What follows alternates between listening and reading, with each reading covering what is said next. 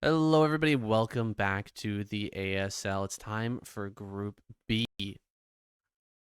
Yes, we are back, and everything has changed here with Solkey being eliminated.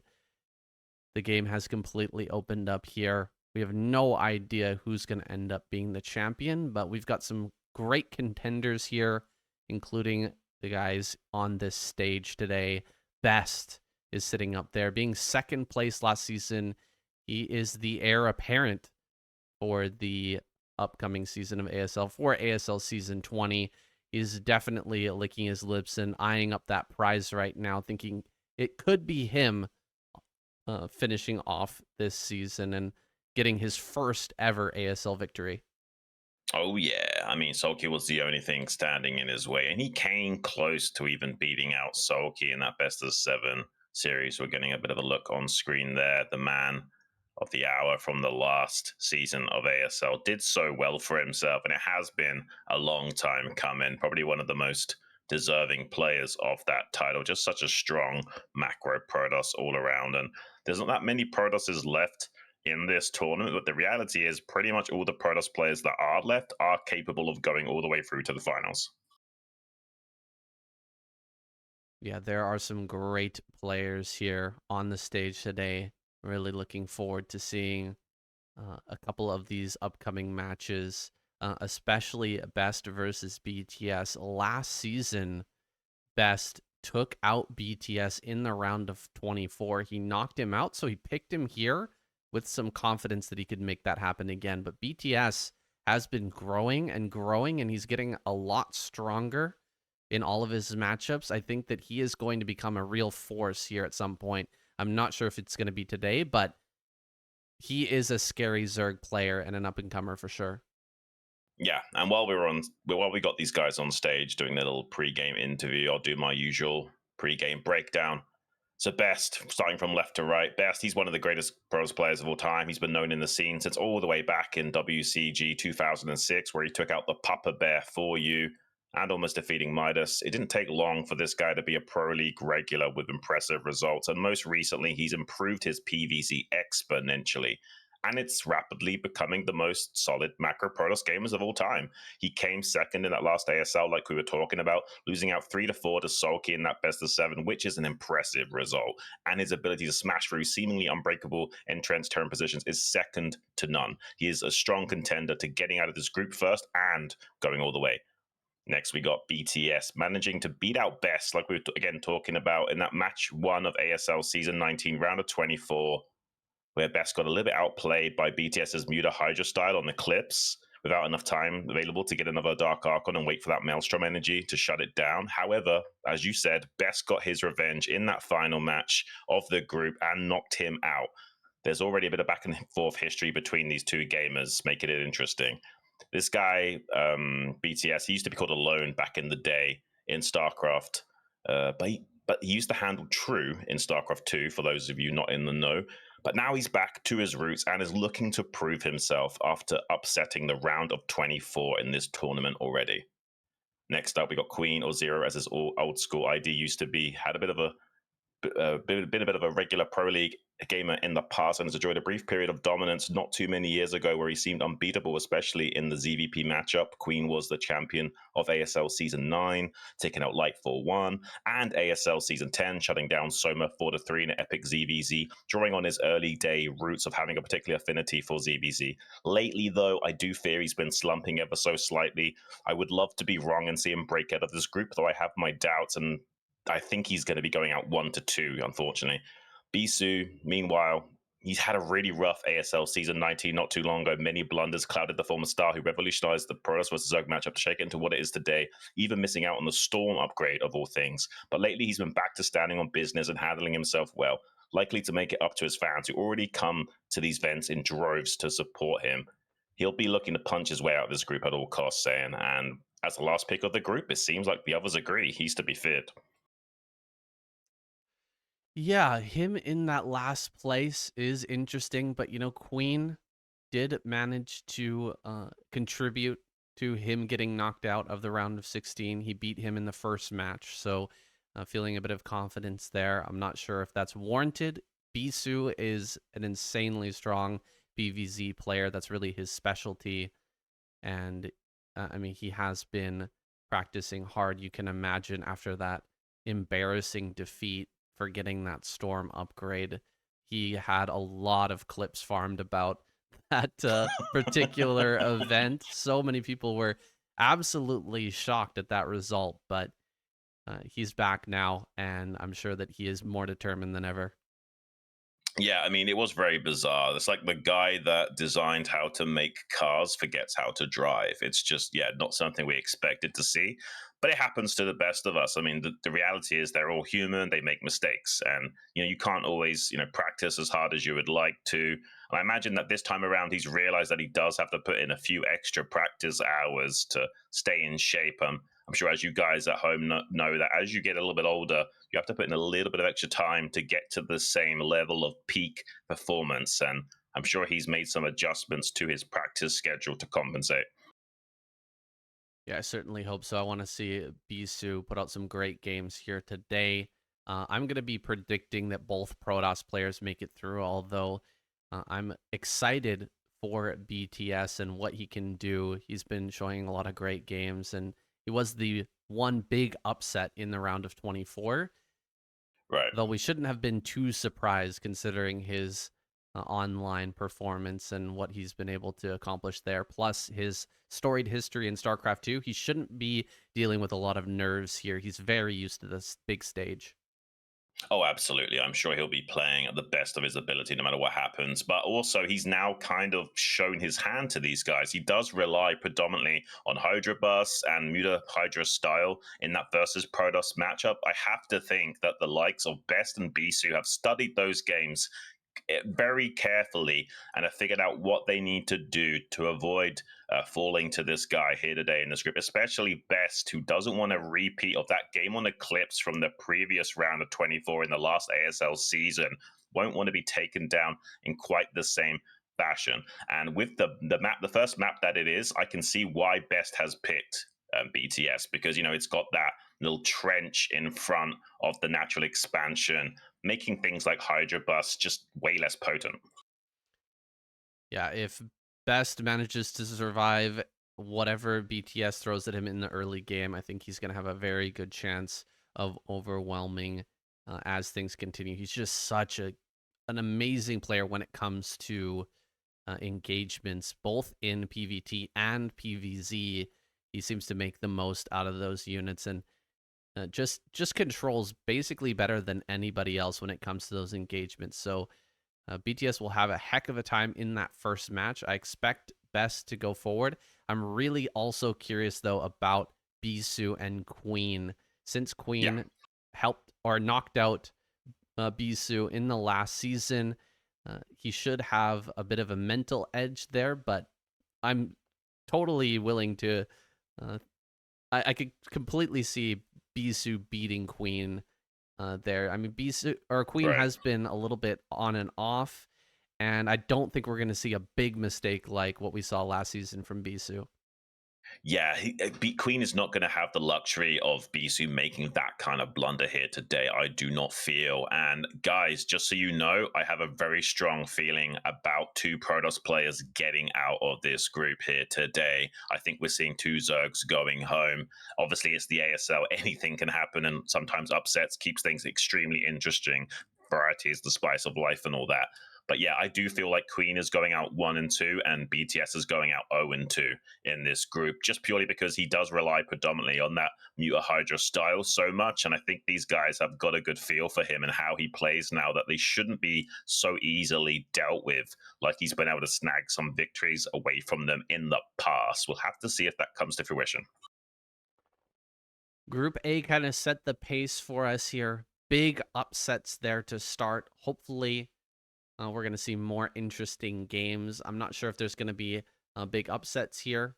I don't really know. What would be the biggest upset, Xun? If Best ends up going down and BTS makes it through, that would probably be the most upsetting thing.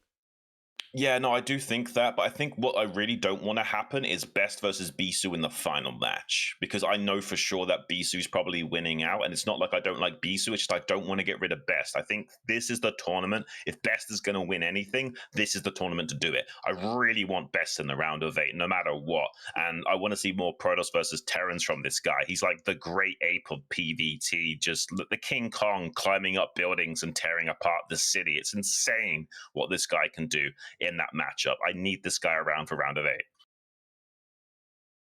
Yeah, he's been gunning for it for a long time and climbing slowly up the ranks. He's finally made it to an ASL finals and has been constantly blocked by SolKey.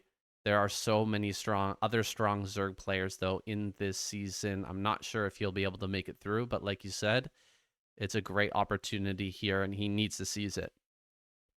Yeah, I mean, just look at how good these groups are in general. Say this is obviously like one of the best round of 16s we've had in the ASL for such a long time. Like the only odd one out here is pretty much BTS, but even he has been performing above his station in the round of 24. So he definitely deserves to be in the round of 16. He has performed well. He's come a long way.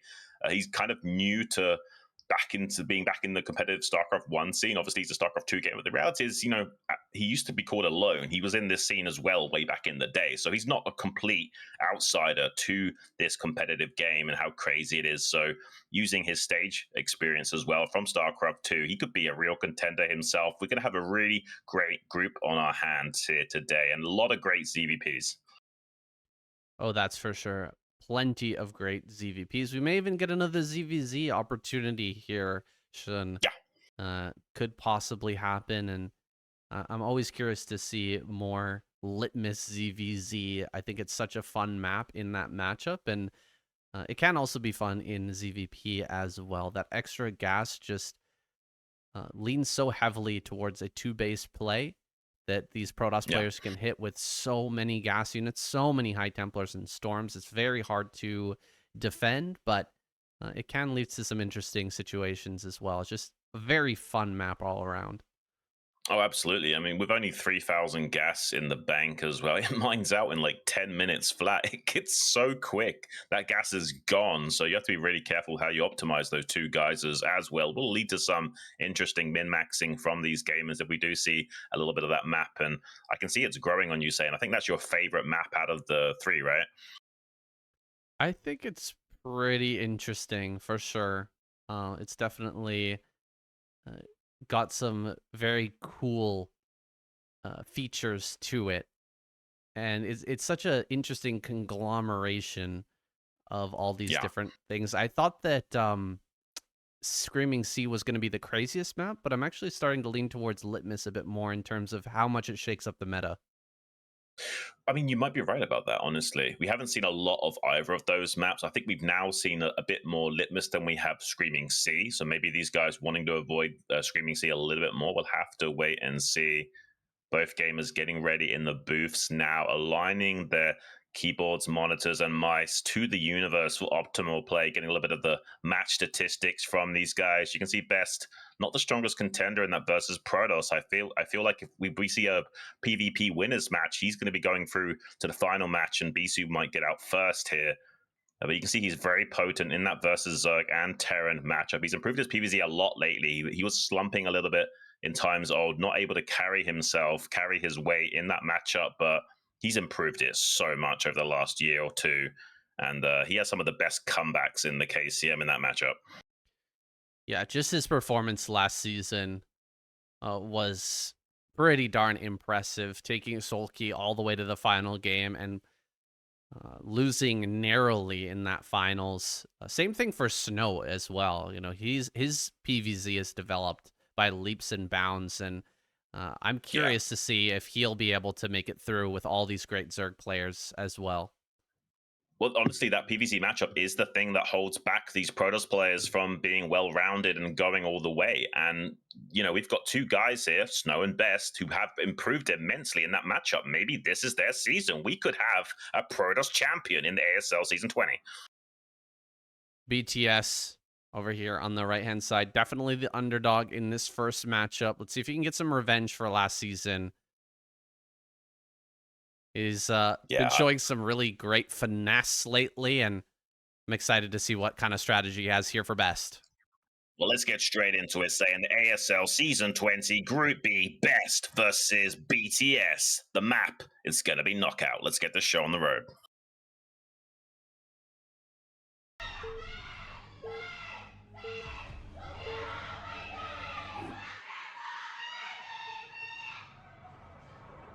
Wow, she's loud. Wow. Yeah, a big fan there in the crowd. We got best. Spawning here on knockout, top left.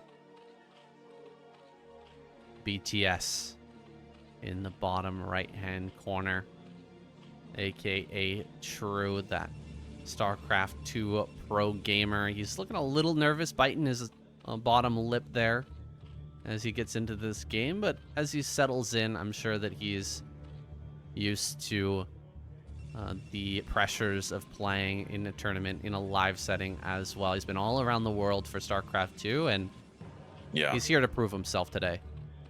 Absolutely, saying, but it has to be said, this map does not play into BTS's strengths. So we talked a little bit about before in the player breakdown. There's this big trench in the front of your natural expansion that makes Hydra Bust a little bit trickier to be potent, and unfortunately that's kind of what BTS relies on a little bit. He relies on some early Hydra pressure to get him into a strong mid-game transition, where he then gets a lot of Mutalisks, a lot of Hydras, use the Mutas to snipe the High Templars, and lets his macro do the heavy lifting with those swarms of Hydras just charging down and finishing off his opponent. If Best can figure all of those things out and prevent that from coming to pass, BTS might have a real problem in this game, number one. BTS has some of the best Mutalist micro I've seen as well. It's just crazy good with Mutas and Scourge. So he may want to rely on that a little bit more. It looks like he's hiding a drone here. Gonna try and sneak that. All right, and this probe gonna actually pull up behind, so preventing the cannon rush here early. You're totally right, Xun. He is going to block that. No problem. Going to keep that probe back there, or that drone back there, just making sure that this can't happen. And indeed, Best with the Forge here was thinking about going that direction. The two initial drones brought off the line here turns out to be a good choice for BTS. Yeah, and Best is one of these gamers that loves to go for Forge first. He's a very strong macro Protoss and doesn't want any problems to deal with, especially with navigating a pretty challenging behavior tree. So he more often than not does go for this Forge opening. So it's wise from BTS to be aware of that and have that preemptive drone behind the mineral line to shut down something like a cannon rush from taking place. You can still make a cannon rush work, but you need two probes showing up soon. With just one single probe, that drone should help out a lot. And even BTS had two drones ready for that, so ready for all situations that could occur here. He's going to get away with his 11 hatchery, and it has his third hatch on the way. So he's actually got a very nice setup here to get into whatever type of mid-game decision he wants to pull out. Might want to go for a Hydralisk bust, but he needs to get this probe out of the base right away. You're talking about the trench earlier and how it can be prohibitively hard to get up this ramp and actually deal the damage, but sometimes the situation like this will cause the Protoss to relax a little bit and not take it too seriously, and that can make the attack actually stronger. Yeah, absolutely. Yeah, the reality is that sometimes you're relying on those strengths of the map a little bit too much, which means you like undermake cannons or just assume that there's no way my opponent's going to go for this particular strategy. But that's why it will work. Sometimes the suboptimal strategy works in StarCraft just because they don't expect that you'll do it. We'll have to wait and see what happens here. He has finally gotten 4 Zerglings out to try and catch this probe, but it's not going to be quick enough to be able to go for something like a Hydra bust here. So he's going to just make a lair and play a more traditional style. He might still want to do that Muta Hydra composition later on, but he's not going to be able to put on any early game pressure with that Hydra. Yeah, everything has been spotted here for Best. Great control with the early game probe has allowed him to just scout and be completely aware of what Zerg is up to. And that's never a comfortable position for the Zerg player. Oh, he canceled the layer and made a Hydra Den. All right. That's crazy.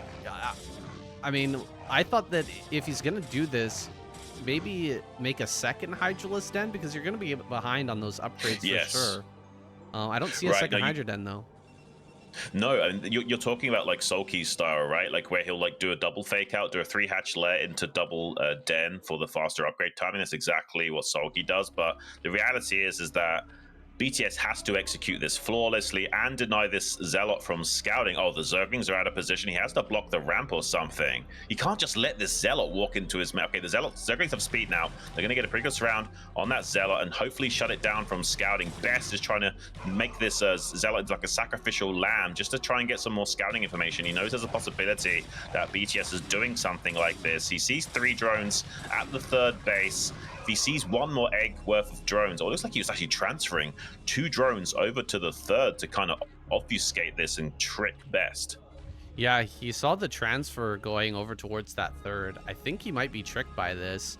However, the Hydras are popping out a little bit late, and the Corsair is already on the field. Maybe utilizing this Overlord's health as a bit of a resource here. BTS may be able to still hide the fact that Hydras are coming, and with only 1 cannon you can die super quick to an attack like this. He's already lost 2 Zealots, and so he's not really going to have the meat in the front to hold everything back. This could actually end right here. Best is going to be completely blindsided. He sent the Corsair back into the main right now, and he's expecting Scourge to come in here. Suddenly there's Hydras at the front, and he's just running it down, diving on top of this first cannon and the Zealots as well. He gets rid of the Zealots, and there goes the cannon. Probes are going down in the natural. Absolute insanity, saying this is on Best for not doing a better job of scouting and being a little bit complacent. We talked a little bit, he has got a Dark Templar to try and shut this down, but if BTS plays Ring Around the Rosie and just avoids that Dark Templar, he can still do a lot of damage to the economy of Best right now. He's in the main base, starting to snipe probes with those acid spines. He's in a lot of trouble. Best has this Dark Templar, trying to slice through those Hydras with that Warp Blade, but not before losing quite a lot of probes. There are, of course, Corsairs on the other side of the field trying to supply block the Zerg. He hasn't yet successfully done so, so BTS is still macroing right now behind this. Best isn't technically dead, but he's taken a lot of damage to his economy. Yeah, this should still be a hold here for Best. He's going to kill all these Hydras with the DTs. He might not be able to get this cannon up, but he has no way of getting Overlords over here. BTS has no way of getting Overlords to this base. He's got no Overlord speed. 3 Hydras going to make their way into the main. This is super annoying to deal with right now, but he is going to eventually clean this up. It's just how many probes did he lose, and how many workers was BTS able to sneak out during this kind of weird situation? He was supply blocked slightly, but it seems like BTS has managed to slip out quite a few. I mean, he's got a lot of drones and a lot of hatcheries, and now he will just be making, like, 2 control groups of Hydras, roughly, like 1 at each expansion now, to defend against the said DT counterattack of Best. And this is looking bad for Best, guys. There's no way to sugarcoat this. Yes, he's alive in this game, but he's lost like 12 to 24 probes. Like, it's crazy how much damage he's just sustained, including lost mining time of evacuating some of those probes as well. And the reality is that yes, these Dark Templars provide some map control to stabilize for Best, but he hasn't done any counter damage to the economy of the Zerg, and he hasn't been able to supply block him much with these Corsairs. So yeah, this is a very Zerg favorited game. Really a shame that BTS didn't scout more with the Corsairs, but he's put himself into this position. Can he dig out of this hole? A lot of DTs on the map right now, but BTS is locked down tight, getting his lair and additional hatcheries. He's doing exactly what he should to solidify this great macro position. Best is going to have a heck of a time taking on BTS from this spot, but he's gonna at least try. He's still gonna try his best and see what he can do here. Spire on the way. He doesn't know about that yet. We could see a Mutalist transition after this and really shut down Best, who's trying to cut some corners here. He's not going to have cannons in the main or in either mineral. He actually made a Dark Archon. All right. Dark Archon there with 10 kills is pretty funny, but there it is. Well, he is going to have Maelstrom at least. I mean, and honestly, that's a good way of utilizing those extra Dark Templars he made early on. I mean, the only thing those Dark Templars were doing for him was providing some map control, shutting down the potential of like a fast 4th base from BTS and allowing himself to stabilize without making too many cannons. But the reality is that, yes, it took a little bit of time for BTS to get his tech, but Overlord speed is already on the way. It will not be long until BTS is able to explode out onto the map. And he has shut down this 4th base attempt from BTS for the time being. But literally like 30 seconds until the Overlord speed finishes up, and then like BTS is just gonna be going. He's even like slow boated one of these Overlords over to this natural 3rd mineral only as well. So Best pretty much unable to accomplish anything for the time being. Gonna lose a GT here. It's a bit unfortunate. I want to keep an eye on these other expansions, make sure that BTS doesn't get away with more macro behind this. As he takes this 4th base, he's going to quickly jump up to about 55 workers to really get that macro engine rolling. He's got the double upgrades coming, and I think we're going to possibly see a big round of Mutas pop out here to look for some Templar snipes. He's got all the tools in the toolbox ready, and really Best is just kind of grasping at straws here. There's that big round of drones. Queen's Nest going to get ready for this late game. Best, can he move out and take a 3rd now? He's got the Maelstrom ready. He should be able to get that online, but there's just going to be so much mass from BTS to deal with. Yeah, I don't know. I don't like this game for Best right now. It's going to be so tough for him to come back here. I mean, obviously BTS can blunder, but I mean, the only real way that there's going to be a major comeback mechanic for Best is if, say, BTS does try to make Mutalisks for sniping High Templars, and then they all get Maelstrommed and Storm comboed. I mean, yes, that's possible to happen, but BTS might even be able to piece the puzzles together and figure out, hang on a minute, he made quite a lot of Dark Templars early. It's very likely that he has a Dark Archon right now, so maybe I just don't make Mutalisks, at least for the time being. Yeah, definitely could be thinking along those lines. Xun definitely would be showing his prowess in this matchup if he's able to suss that out and kind of realize his position here and exactly what he needs to do. Going up into Ling upgrades immediately. We've got +1 here on these Hydras. Double Evolution Chamber, triple Evolution Chamber, in fact. And just masses of Lings are going to be coming forward here soon. It's just so hard to deal with that mass Ling when you're behind in a situation like this. The Lings are just going to trade averagely. They're not going to trade extremely well, but they're just going to hold you back and make it really hard to get anything done here with the Protoss army. And as soon as you start to lose out on Zealots and you've just not got that full front line any longer, then the Lings will rip everything to part in a matter of seconds. Oh, absolutely. So, I mean, BTS is just going to go to macro mode now. He probably won't even try and fight Best unless maybe Best takes a greedy 4th base. He might try and force a fight at the 4th. Oh, he's sneaking in with an invisible man at the mineral only right now, getting a few drones at 13 kills on that DT. 14, now 15. Hang on a second. That's not too bad. Best is getting a lot of kills for free at this mineral expansion. He's still behind in this game, but this is how the stars need to align to mount a comeback here. This DT is going to be shut down, but that is the start of a warpath that Best can start to get on track with to slowly turn this around into a win. We've seen the most craziest of comebacks from this guy in the KCM, in this matchup in particular. Who knows? This guy might do it here today as well, but it's going to be like 10-15 minutes in the making at least.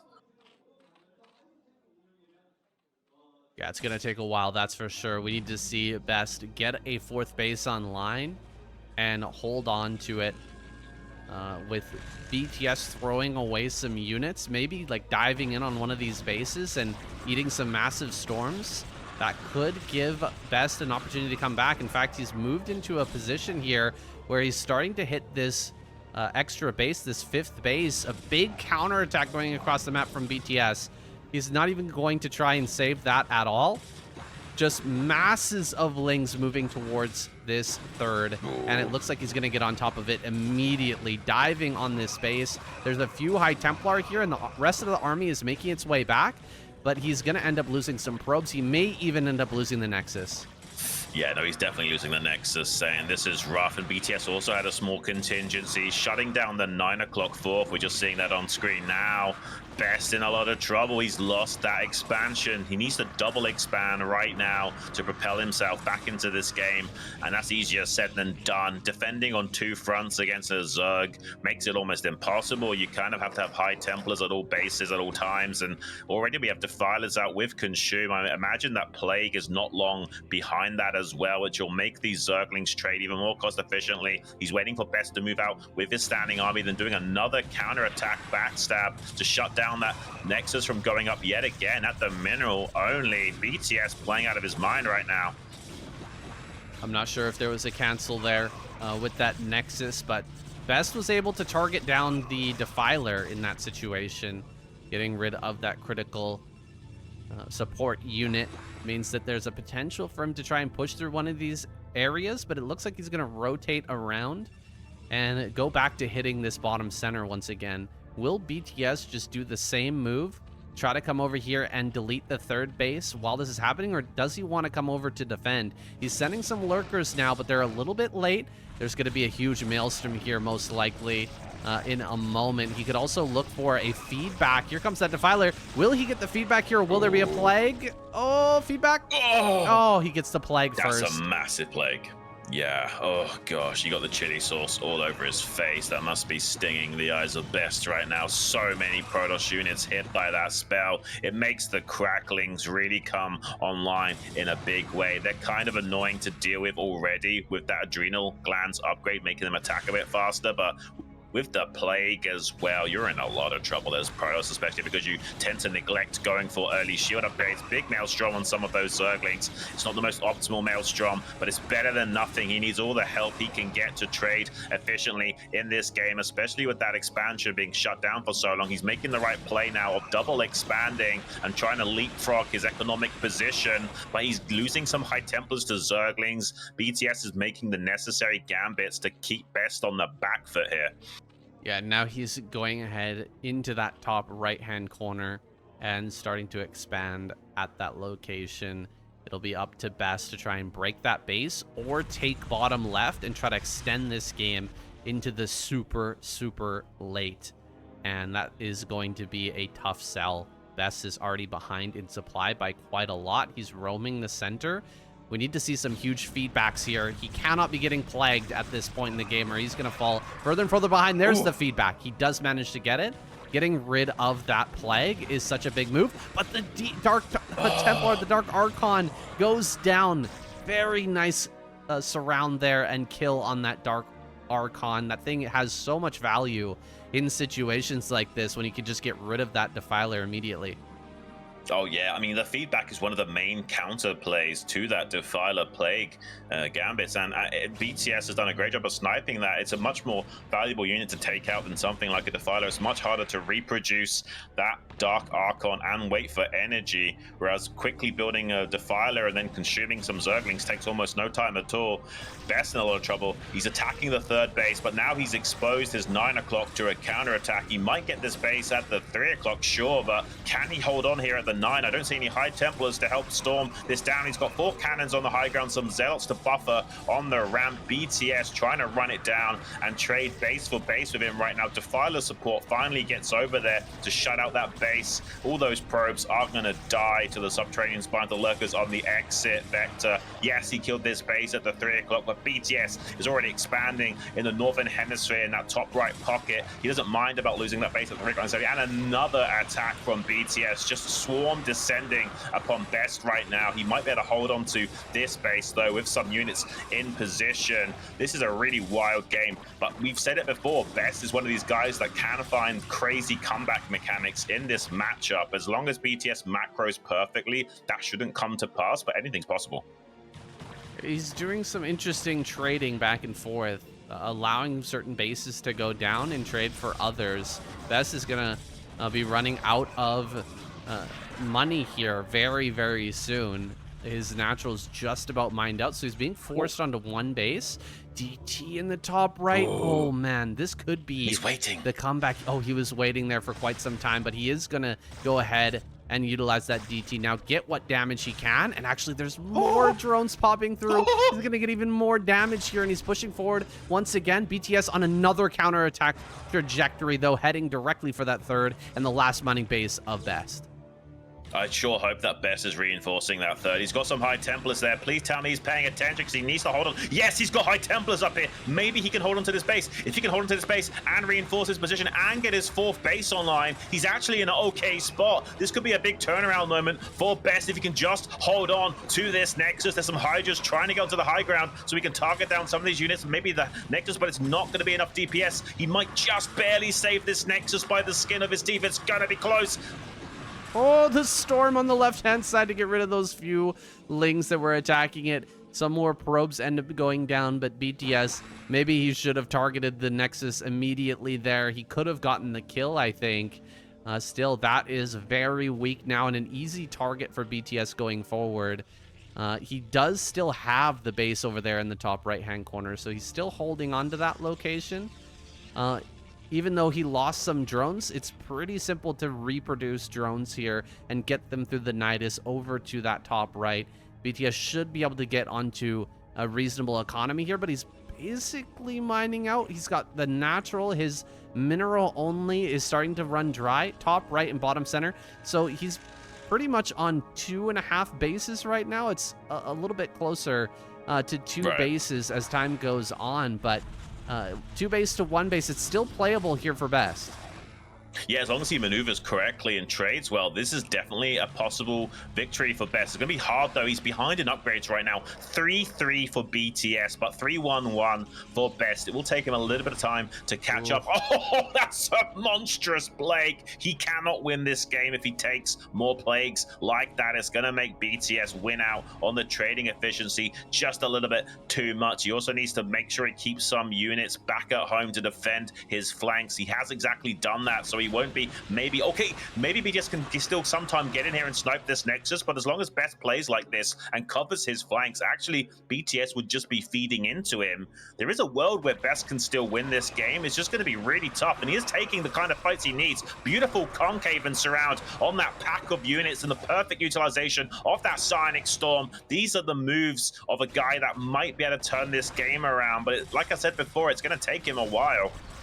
Definitely, it's going to take him a while. BTS should be taking another base here soon, though. He's sitting here on pretty much 2 base economy as that mineral only mines out. Oh, Lurker and Defiler make their way up onto this high ground. He's going to burrow under that Dark Swarm, and so it'll be very hard for Best to actually save this. A lot of his probes are over at this location, and so many of his zealots are super low due to those earlier plagues. Oh my god, like 20 zealots just died there running up that ramp. Crazy efficiency for BTS.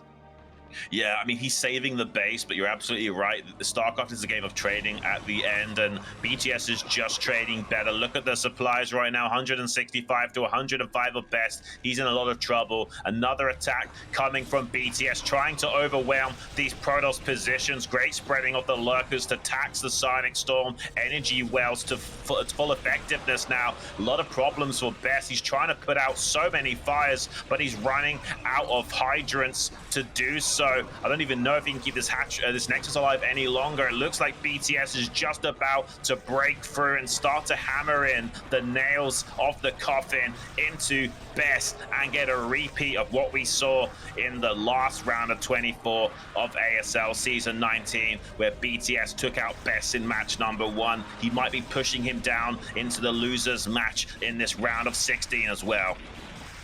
Yeah, that Nexus is going to end up going down. It looks like, as long as he targets there. Okay, that actually lives. Crazy. 15 kill. DT in the top right is something here for Best. He's knocked BTS down to just 2 base economy.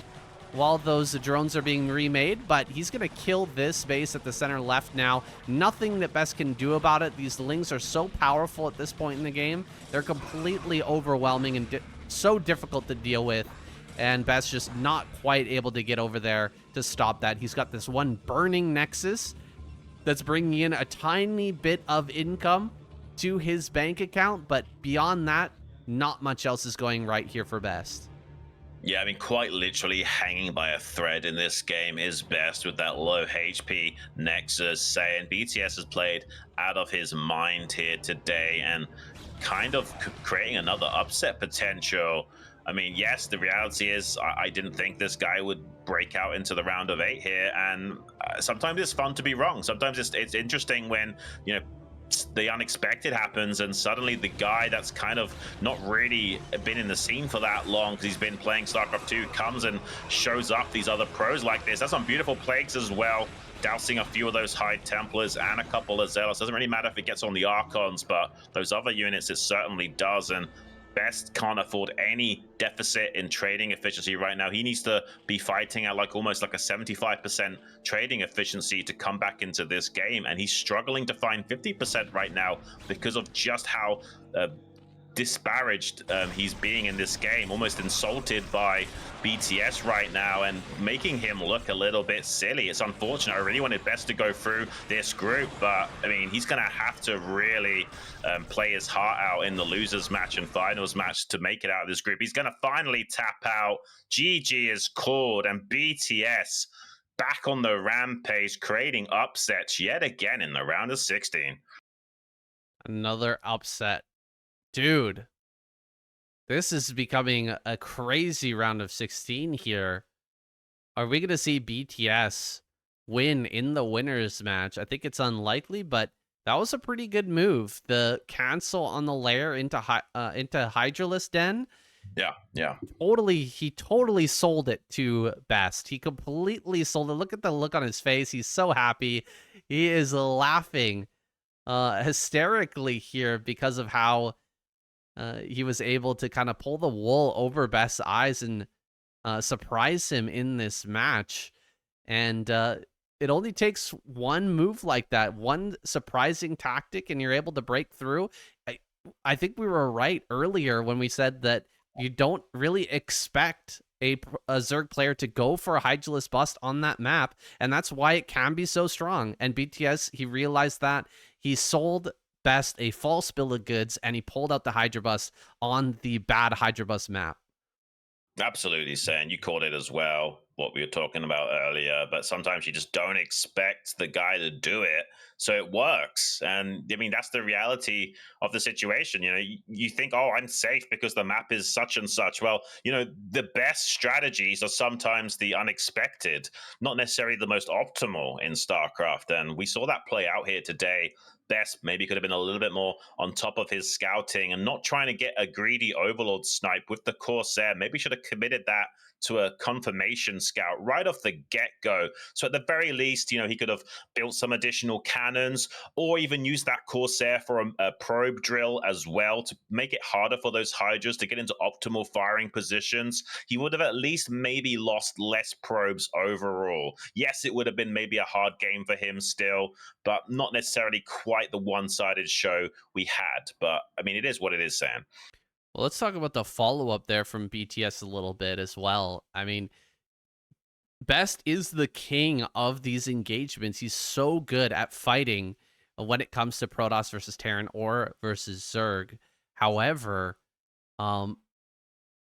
he just never gave him an engagement. He never gave him a real fight. Every time Best moved his army to attack, BTS just let him kill the base and then went on the counterattack. Every single time he counterattacked rather than opposing that army directly. All the fights that Best took with his army were good for Best, but it just didn't matter because he was so far behind. And it's just really tactical brilliance from BTS, so you have to give it to him. Oh, absolutely. I mean, that's a lot of the strategic thinking in Protoss versus Terran as well, right? Saying if you can help it, you want to avoid direct confrontation with that main Terran army, and instead go for the counterattacks, cut off reinforcements, and be as annoying as possible, and try and outmaneuver your opponent rather than just getting caught in a big tug of war in a battle of attrition. And it seems like BTS pulled out a similar style here today and completely outplayed Best. Don't get me wrong, guys. I'm a big Best fan, but I call it how I see it. And Best got outplayed. Yeah, at least he got a little bit complacent there. You have to give it up. Complacency with the Corsair Scout was his downfall in this game.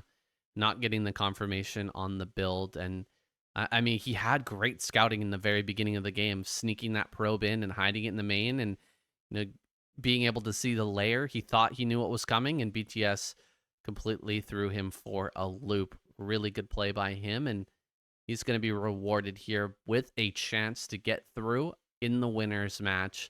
If he ends up losing that, he may end up going up against Best again in the final match, which actually that would just be history repeating itself, because we saw that last season as well. Who put him into the loser or into the final match? I can't actually remember. I think it was Barracks. Barracks Right. won in the winners match in the round of 24 Group C, and pushed him into the final match in which Best knocked him out. So we could be seeing history repeat itself. Yeah, basically Barracks beat Mind in the first match, and then in the winners match, Barracks beat BTS and pushed BTS into that finals match against Best, where Best was finally able to get revenge and take him down. We could see a little bit of a repeat of that, though. Who knows? We might be seeing a Best versus BTS, and Best might get his revenge, and BTS his just desserts. We'll have to wait and see how it all plays out.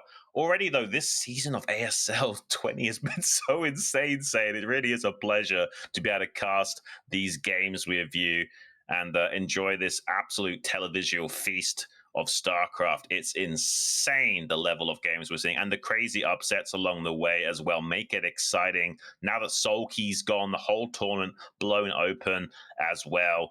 The only thing I can say is maybe a good thing is that I'm hoping that Bisu beats Queen and then takes out BTS in the winners match and goes out first, which means we'll avoid a Best versus Bisu final match situation. So we still might get two Protoss players getting out of this group. We'll have to find out. Yeah, we'll find out after this break, guys. Go grab some water. Come on back. About 2 minutes.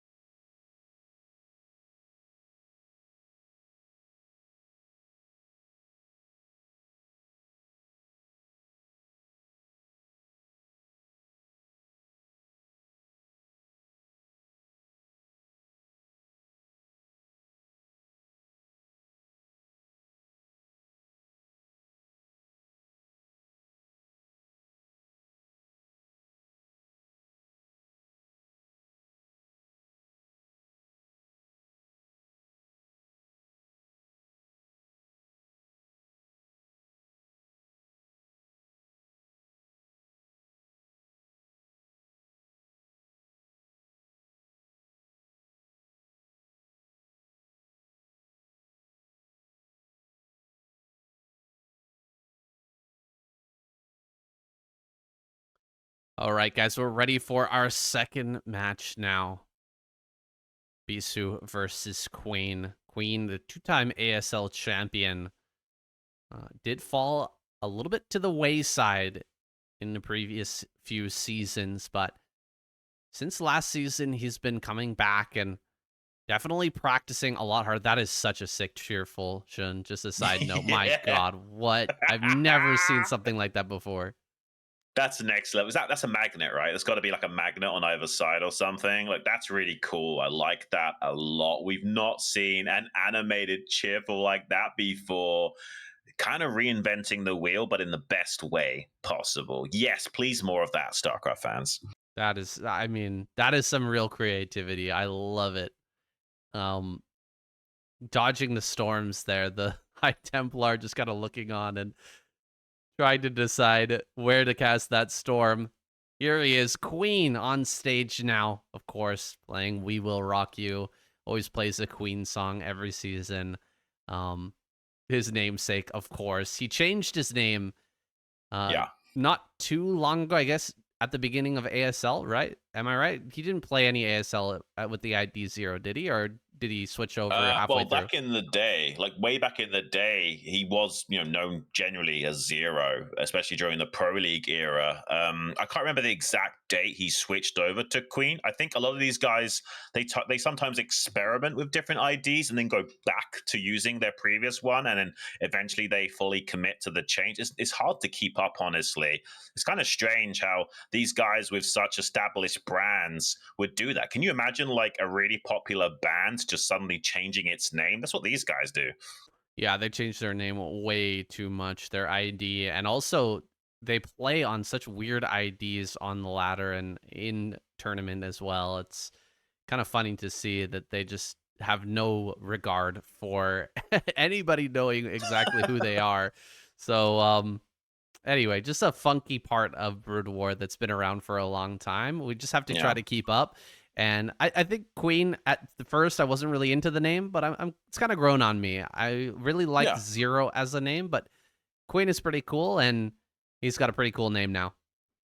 Seems like we're jumping right into it, though, saying ASL Season 20 Group B, match number 1 between Queen and Bisu. Let's get it started, guys. The map's going to be knockout again.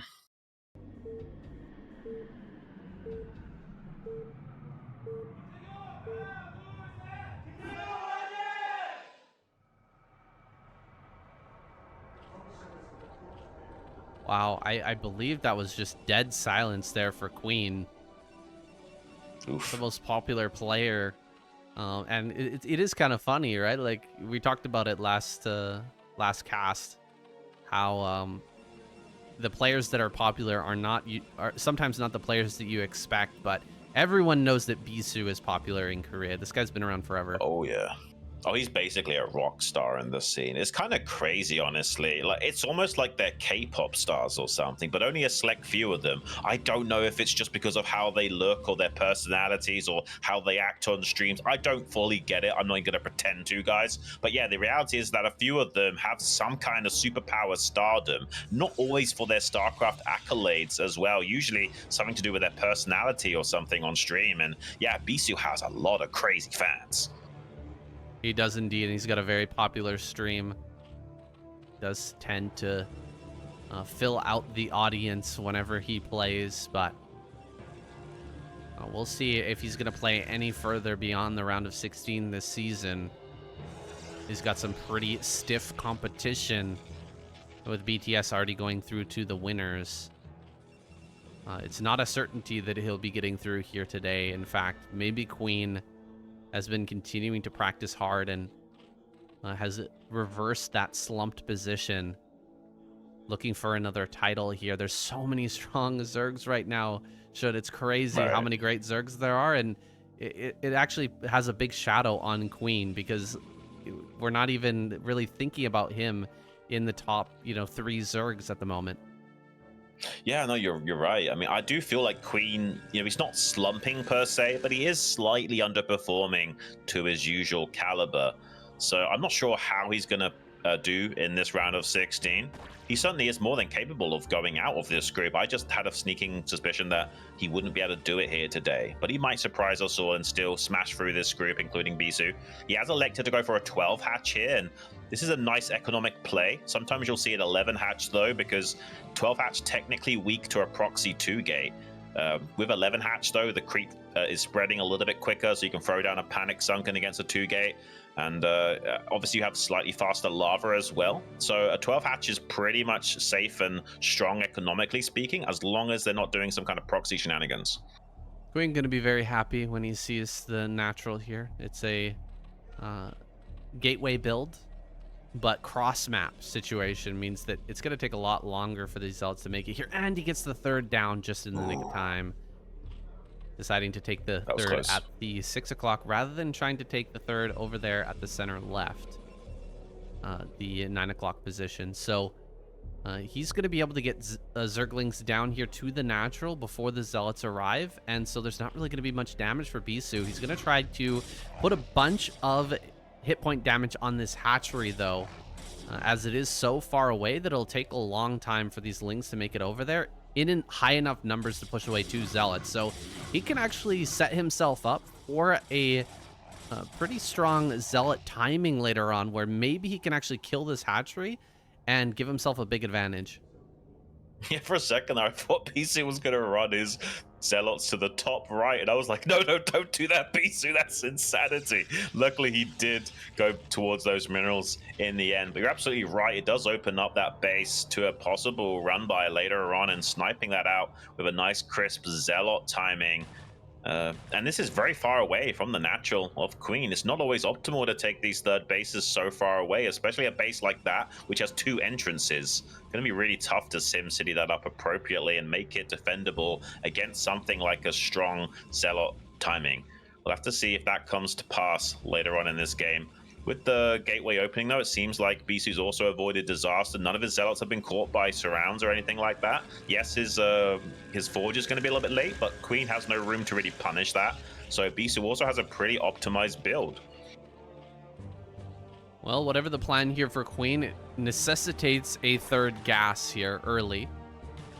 He wouldn't be taking that base way down at the 6 o'clock otherwise, considering there is that very easily accessible and close mineral only just on the high ground next to his natural. So I'm curious here what the plan will be from Queen. He is keeping some Lings just at the periphery down there at 6 o'clock, waiting for those Zealots to make a move so that he can look for that surround, and keeping some Lings at the front here to pressure, make sure that Bisu's being honest here and keeping enough Zealots in the wall, at least until that cannon is done, so that he doesn't get run by. The scout into the main is very nice for Bisu. He's got full information about the layer coming here, but after watching that last game, you got to be a little bit cautious, knowing that there could be something tricky happening behind this. Yeah, no, absolutely, Saiyan. I'm just so fascinated in general by how far the metagame has come in StarCraft, like how well traversed and mapped out this early game is. Like, think about this. He made a cannon that finished up at 5 minutes. Like, how good of a scouting do you need to be, even when committing 2 of your Zealots? You can actually get in here and maybe kill a drone. Yes, he does kill a drone. Can he get a second? That would be pretty huge. Needs to avoid a total surround so we can at least trade well with these Zealots to boot, but killing a drone, forcing a bit of a lost mining time, definitely a small win here for Bisu to get some value out of these 2 Zealots. He gets a second drone! What a G! Oh wow, 2 drone kills there is pretty huge. Queen was waiting for those Zealots to make a move for a long time, but Bisu came out at the perfect moment there when Queen was not paying attention. We're gonna see the scout into the main base now, and 2 overlords will go down before these Scourge can pop out and challenge the Corsair. So this is a pretty decent start for Bisu. He's definitely feeling good about his position now. Yeah, just to really drive home how important these drones are to the viewers at home that might not be as in the know. but essentially you can assume it's like 50 minerals per minute per worker. So you can imagine that stacks up a lot over the course of like 10 minutes or so.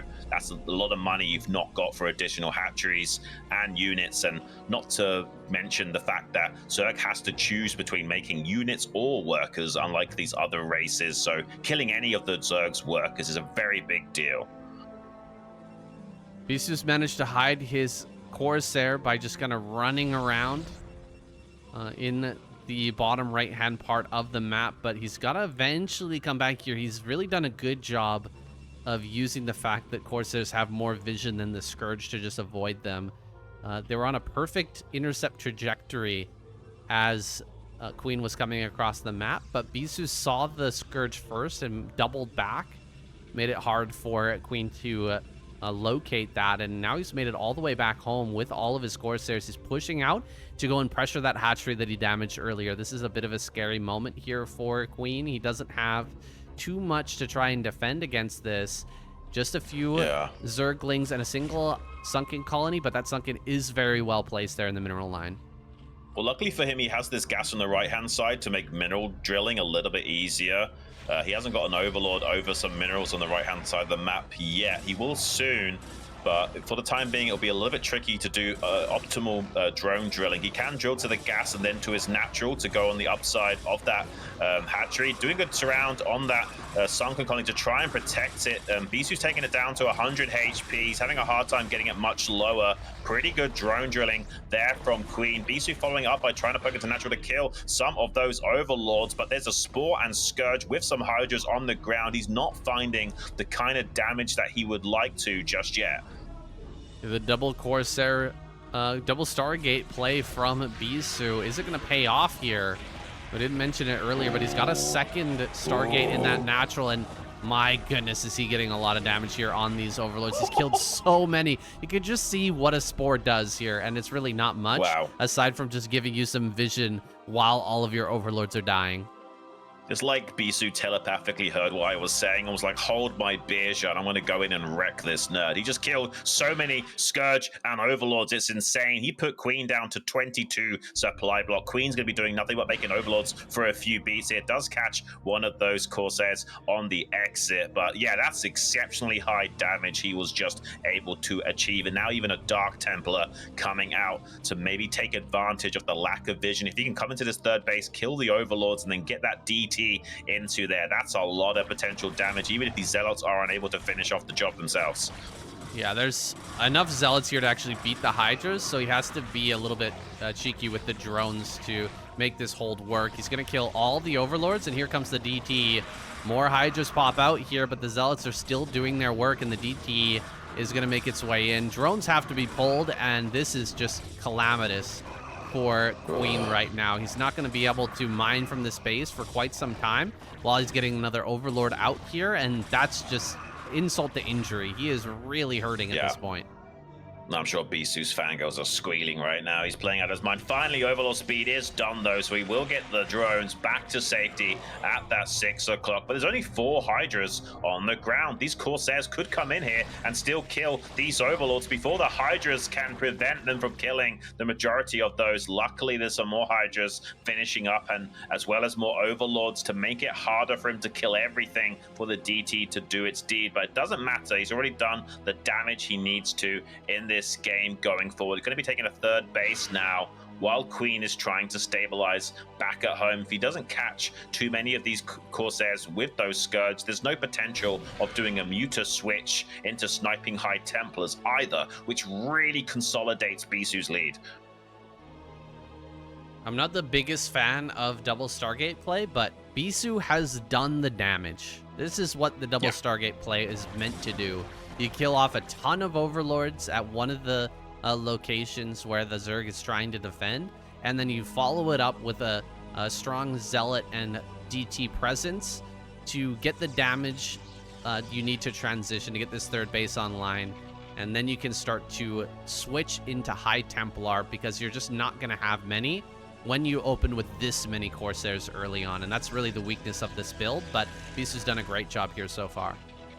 Right, I mean, this style of play with like the Sairs, the DTs, and trying to overwhelm the Zerg, and especially exploiting the later Overlord speed timing, that's what was really destroying Savior back in the day when he was in a period of dominance. This was the style that stopped the reign of terror from those top Zergs, and Bisu bringing it back into style in a big way here, getting his 4th base online just behind the curve of Queen's 4th base that's now going up at this mineral-only expansion. That will get a 3rd gas that's much needed for Bisu. He's going to just target the gas of Queen while buffering against the Hydras, then probably run away here.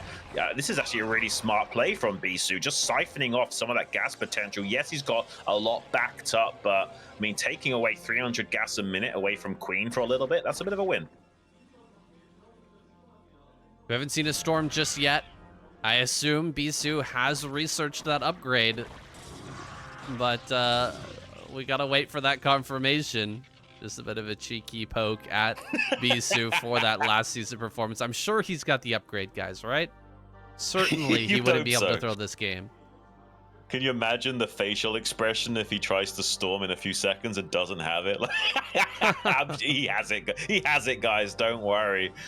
That would be insane, though. He's going to get his 3rd mineral-only expansion counterattack. There's only 2 cannons there with no High Templar support, but Queen not wanting to commit to that. And he's actually going to run into some of the reinforcements for Bisu coming out. And there's the Mutalisk popping out. But there's so many Corsairs out on the field still. With those neutron flares upgraded, they can still slide through that +1 flyer carapace, upgraded Mutalisks in the sky. Queen in a lot of trouble, desperate to get something done. His forces to the north are out of position. Beautiful storm as well on those Hydras clumped up at the 6 o'clock. Queen might be on the verge of being taken out in this game 1. He's trying to collapse on his vision. Mutalisk swooping in, trying to snipe the High Templars desperately, but they're gunned down by those Corsairs in such quick succession. Here comes that units to the north finally, that small contingency that was poking around, but it's very late to be coming to save the day now. That 6 o'clock base is not long for this world, Sam. Yeah, I mean, he was angling for the comeback. There it is, GG. Queen taps out, and he will go to the losers match to face off against Best. Yeah, he was angling for the comeback mechanic that is making a bunch of mutas and then trying to snipe High Templar, but against the opener like that, where Bisu made a ton of Corsairs, but didn't really lose all of them, you kind of need to go into Lurker. You can't really make those High Templar, or excuse me, you can't really make those mutas for the High Templar snipes because there's just still so much anti-air to work with. Bisu is covered on all sides, and he manages to make that push work, smashing down Queen in this first game. I mean, Queen got divided by 0 and came up with too many errors that game, saying, unfortunately, and Bisu was able to smack him down as a result. And who knows, we might be seeing Best take out Queen in that losers match, and then we'll have a finals match, hopefully between Best and BTS to get that revenge. I want to see Bisu go out 2-0 here. He's through to the winners round. Let's see what happens, though. Anything's possible. That's what will be our next game, by the way. It'll be Bisu versus BTS, otherwise known as True. I believe BTS are the initials for his actual name. We see a lot of gamers do that in StarCraft. And even Lee Jae-dong, I mean, that's his name is his name is Lee Jae-dong, and he uses the ID Jae-dong. A lot of these guys utilize their real names for their handles here in StarCraft. I think that Jae-dong is like the only Korean name that's actually stuck for the foreign audience. Everybody knows who Jae-dong is, and there's really nobody else you can say that for. I'm actually going to disagree with you, Xun. I think it would be awesome if BTS gets through. I think he's showing a really strong understanding, and you know, he hasn't had to go long with any of these pros because he's outsmarting everybody so far. It's really cool to see him you know, coming in to Brood War from StarCraft 2 and showing a real depth of understanding and getting one over on these players who should be able to cover all their bases. Yeah, I mean, I really want to see upsets in the ASL no matter what. So I honestly, I've told you before, in confidence and on cast, I love to be wrong because, you know, it makes things exciting. We had a bit of a slightly predictable round of 16 until that final group where 24, BTS. Yeah. Sorry, round 24, where BTS just came in and smashed everybody, and Hero was, underperforming and really flipped the group on its head, saying, and we could be seeing that again. We could be seeing BTS going out of this group. Yes, it's possible. And it would be kind of exciting, to have this StarCraft 2 Pro in that round of 8. And he's not necessarily an expected contender, but he's performed so well in the qualifiers in this ASL thus far. Yes, this guy is unlikely to, but he could still surprise us and go deep in this tournament. Yeah, I feel like a lot of players are preparing just their overall skills and, just practicing tons of games and, getting really, really good at their fundamentals.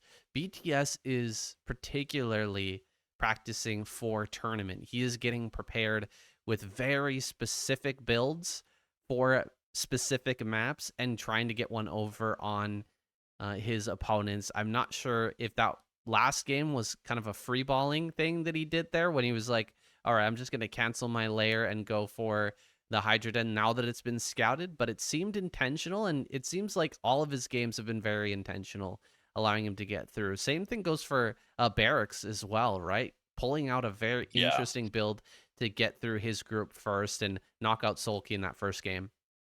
I mean, the main footnote is that BTS has now shown that he doesn't need to rely on Muta Hydra to get the job done. Yeah, he still utilized a 973 Hydra bust of some degree to propel himself into a favorable game state, but he didn't rely on Mutalisks at all and kind of mind gamed Best there a lot throughout the whole game from start to finish. So that's a great start. The fact that I'm seeing more adaptability and adjustments from BTS gives me hopes that he will eventually be able to become a more complete player, even if he does have a few shortcomings temporarily.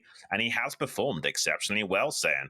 But we're going to be finding out exactly what happens between these two gamers coming up soon. Don't go anywhere, guys. It's going to be Bisu versus BTS in that winners match. Go to the bathroom, get some beer, water and fruit, whatever your poison or lack of poison is, and we'll be joining you very, very soon.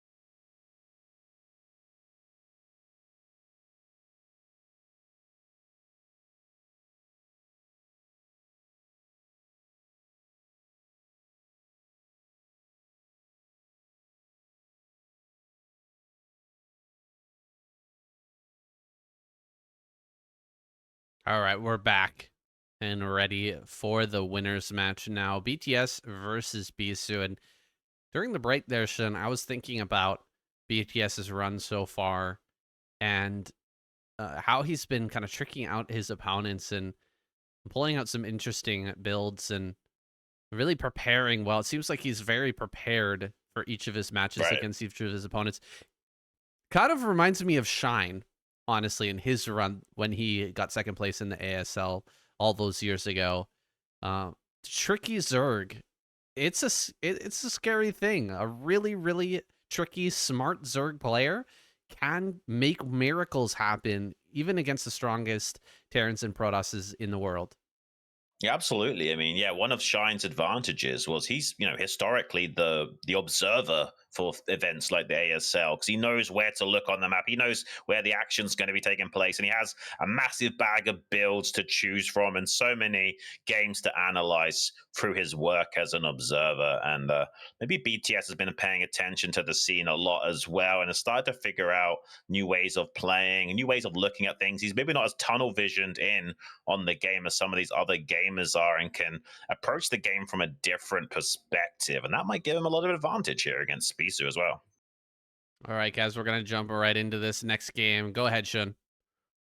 ASL Season 20 winners match in the round of 16 Group B, BTS versus Bisu. It's about to go down, guys. The map is going to be Polestar.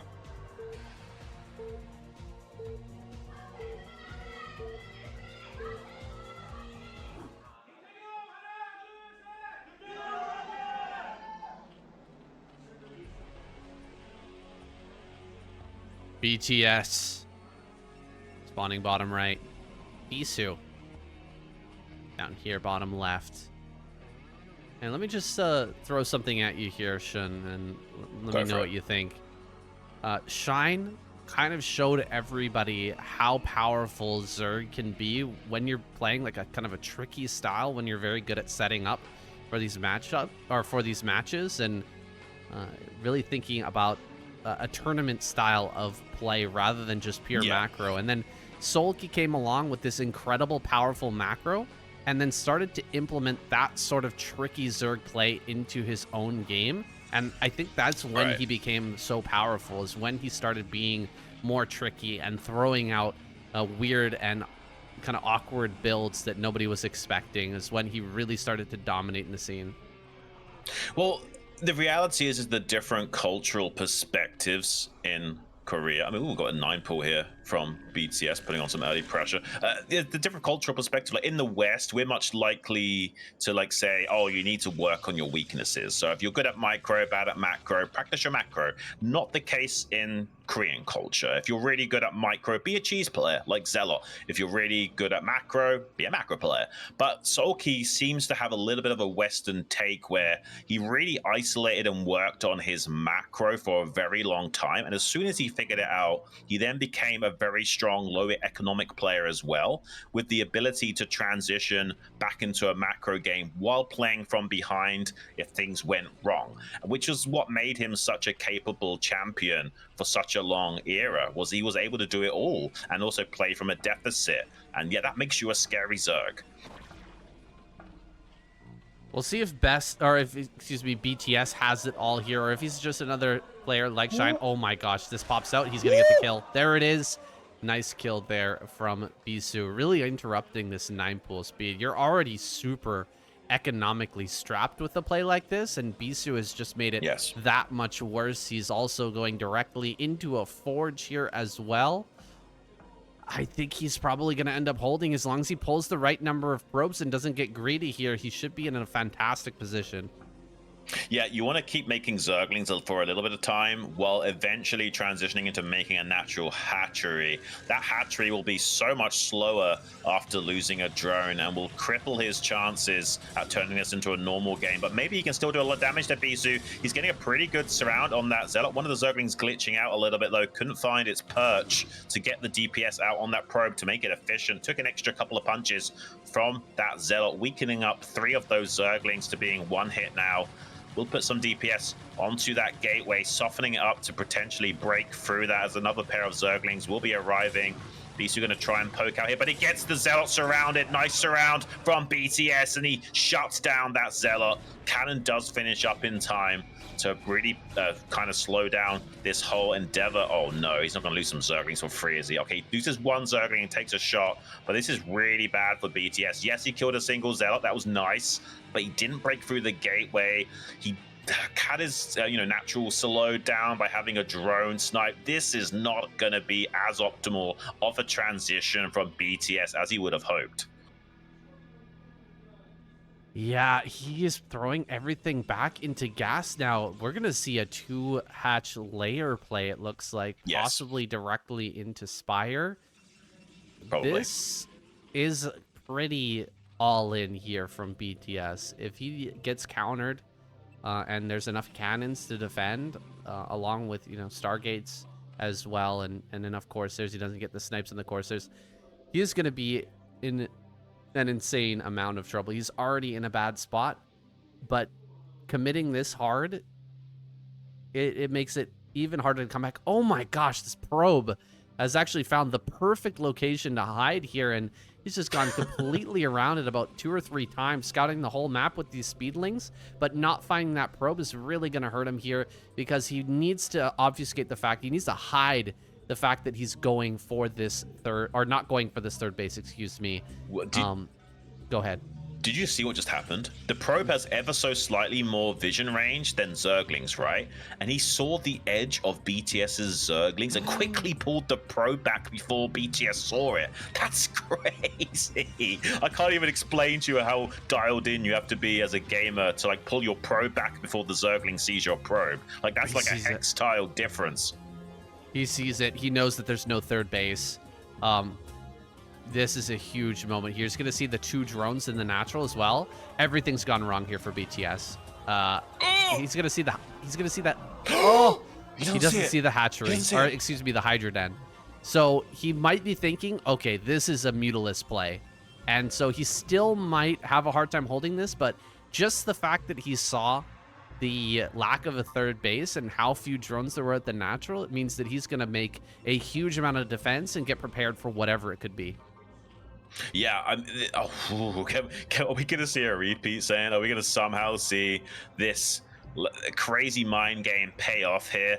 Bisu is making a third safety cannon. That's a great sign. This gateway, though, is already softened up. Won't take him long to start knocking on the door and ringing the bell of Bisu if he can get a lot of Hydras out there. But to be honest with you, that's not enough. He's got a small sniping force of Hydras to kill 1 or 2 cannons close to the wall. He hasn't got a strong Hydra force to kill 3 or 4 cannons that are deeper behind the line of the defensive perimeter here from Bisu. And he's making a 4th safety cannon. I think Bisu's going to hold this. Oh, it's a lurker. Yeah, there it is, lurker. And I was thinking it might be Hydra range, and he's just going to flood Lings behind it, try to kill the cannons, but he is going for lurker here. And, Bisu sees everything. He's getting in now with the Corsair, and if the Corsair was the first time he was scouting this, he might be in a lot of trouble, but because he saw everything with the early probe out on the map, he was so tricky with that probe to get the scout information in there. He has all the tools necessary. It's an all-in here from BTS. He's going to try it still, but this is so many cannons, man, and the Zealots are blocking for a really long time. Focusing down the lurkers with the cannons here is going to be the right choice, and he's going to kill off those lurkers before they can do any damage. And that's got to be it. That's got to be GG. This little run-in by with Lings, not going to cut it. Bisu takes game number 1. Nice. That's going to give him a lot of tempo going forward, putting BTS on match point. This is the winner's match, obviously. So neither player at risk of being eliminated here just yet, but both of them looking to get out of this group 2-0 if they can help it. Would be a real treat for BTS for himself if he can somehow do it. But against the likes of Bisu, the guy that pretty much invented the way that we play this matchup, it's a tall order saying, and he doesn't look like Bisu is going to be blundering like that. previous season of ASL. He looks a lot more dialed in. Like, just me seeing that pro pull back from the Zerglings, that tells me that he's in a flow state unlike we've seen for some time now. I can see Bisu's not laughing now.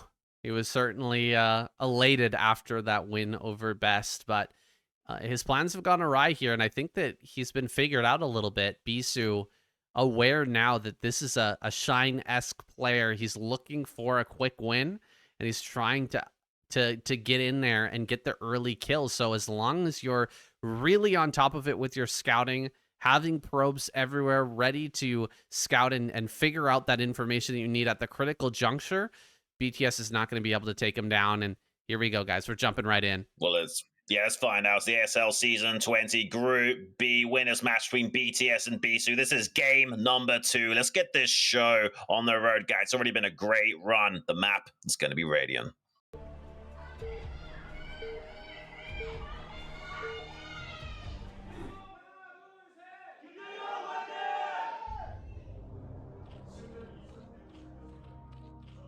BTS down in bottom left.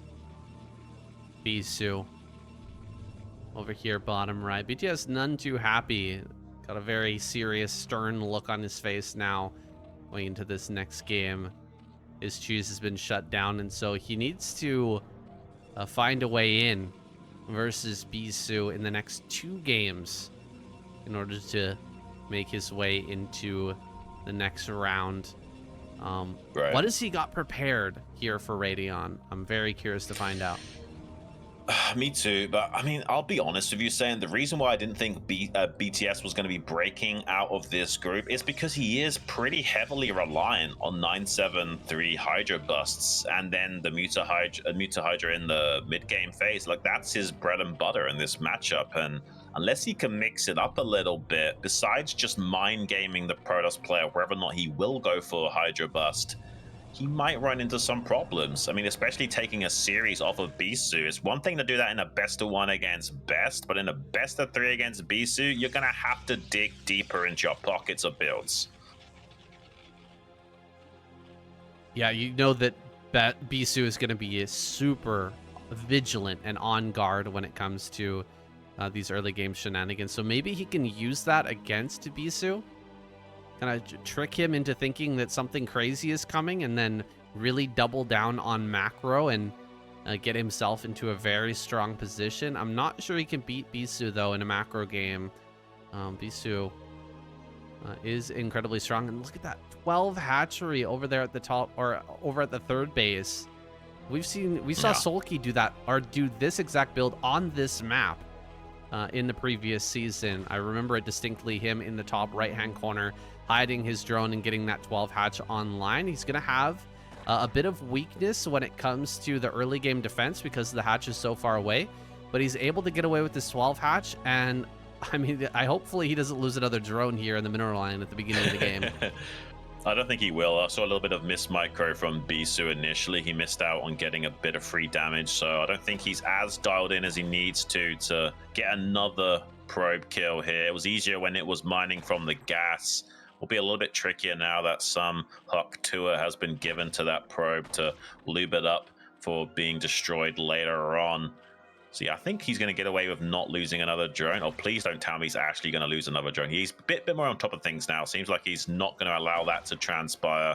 He's got 1 drone allocated to shutting that harassment down. Does lose him some mining time. Bit of drone blocking on that Zealot to buy him a couple of extra seconds for some lings to finish up. But if Bisu gets in here and does some damage with this Zealot, maybe kills a drone, forces some lost mining time, it's going to be huge. Ooh, he's targeting. He gets the drone immediately killed off here in the mineral line. He will lose the Zealot, of course, but it's done its work. Just getting that 1 drone is enough here for Bisu, and the Zealot falls, but he's already got a little bit of momentum on his side. Yeah, I mean, that's a nice early game win. It pays for that Zealot when you can get across the map with like that and actually kill a drone, force some lost mining time. That's great. I mean, that's exactly what you want that Zealot to do. You don't just want it to go behind the mineral line and die to Zerglings gradually. If you can get a drone kill with that and, you know, force them to lose out a little bit of economy, that's a big win. It pays the price of admission, and keeps the Zerg a little bit frustrated and demoralized going forward as well. It's never a good time as Zerg when you take early losses like that, Saiyan. I know you know exactly what I'm talking about. Absolutely, Xun. Losing an early drone, it just puts you in a bit of a demoralized state as well, because you know how big of a deal it is. You know that you're going to be a little bit further behind the Protoss player. Now, he did open with a 12 hatch, so losing one drone early, it's not nearly as impactful as what happened in last game when he was opening 9 pool speed. You're just so much more strapped on economy in that type of situation. But it's another 2 hatchery play from BTS. That's crazy. We're going to see him forego making the natural, and in fact, he sees no creep here at the natural. But does he deduce that there's no third base here, and BTS is doing something crazy once again? He's sending Zealots to go get that confirmation.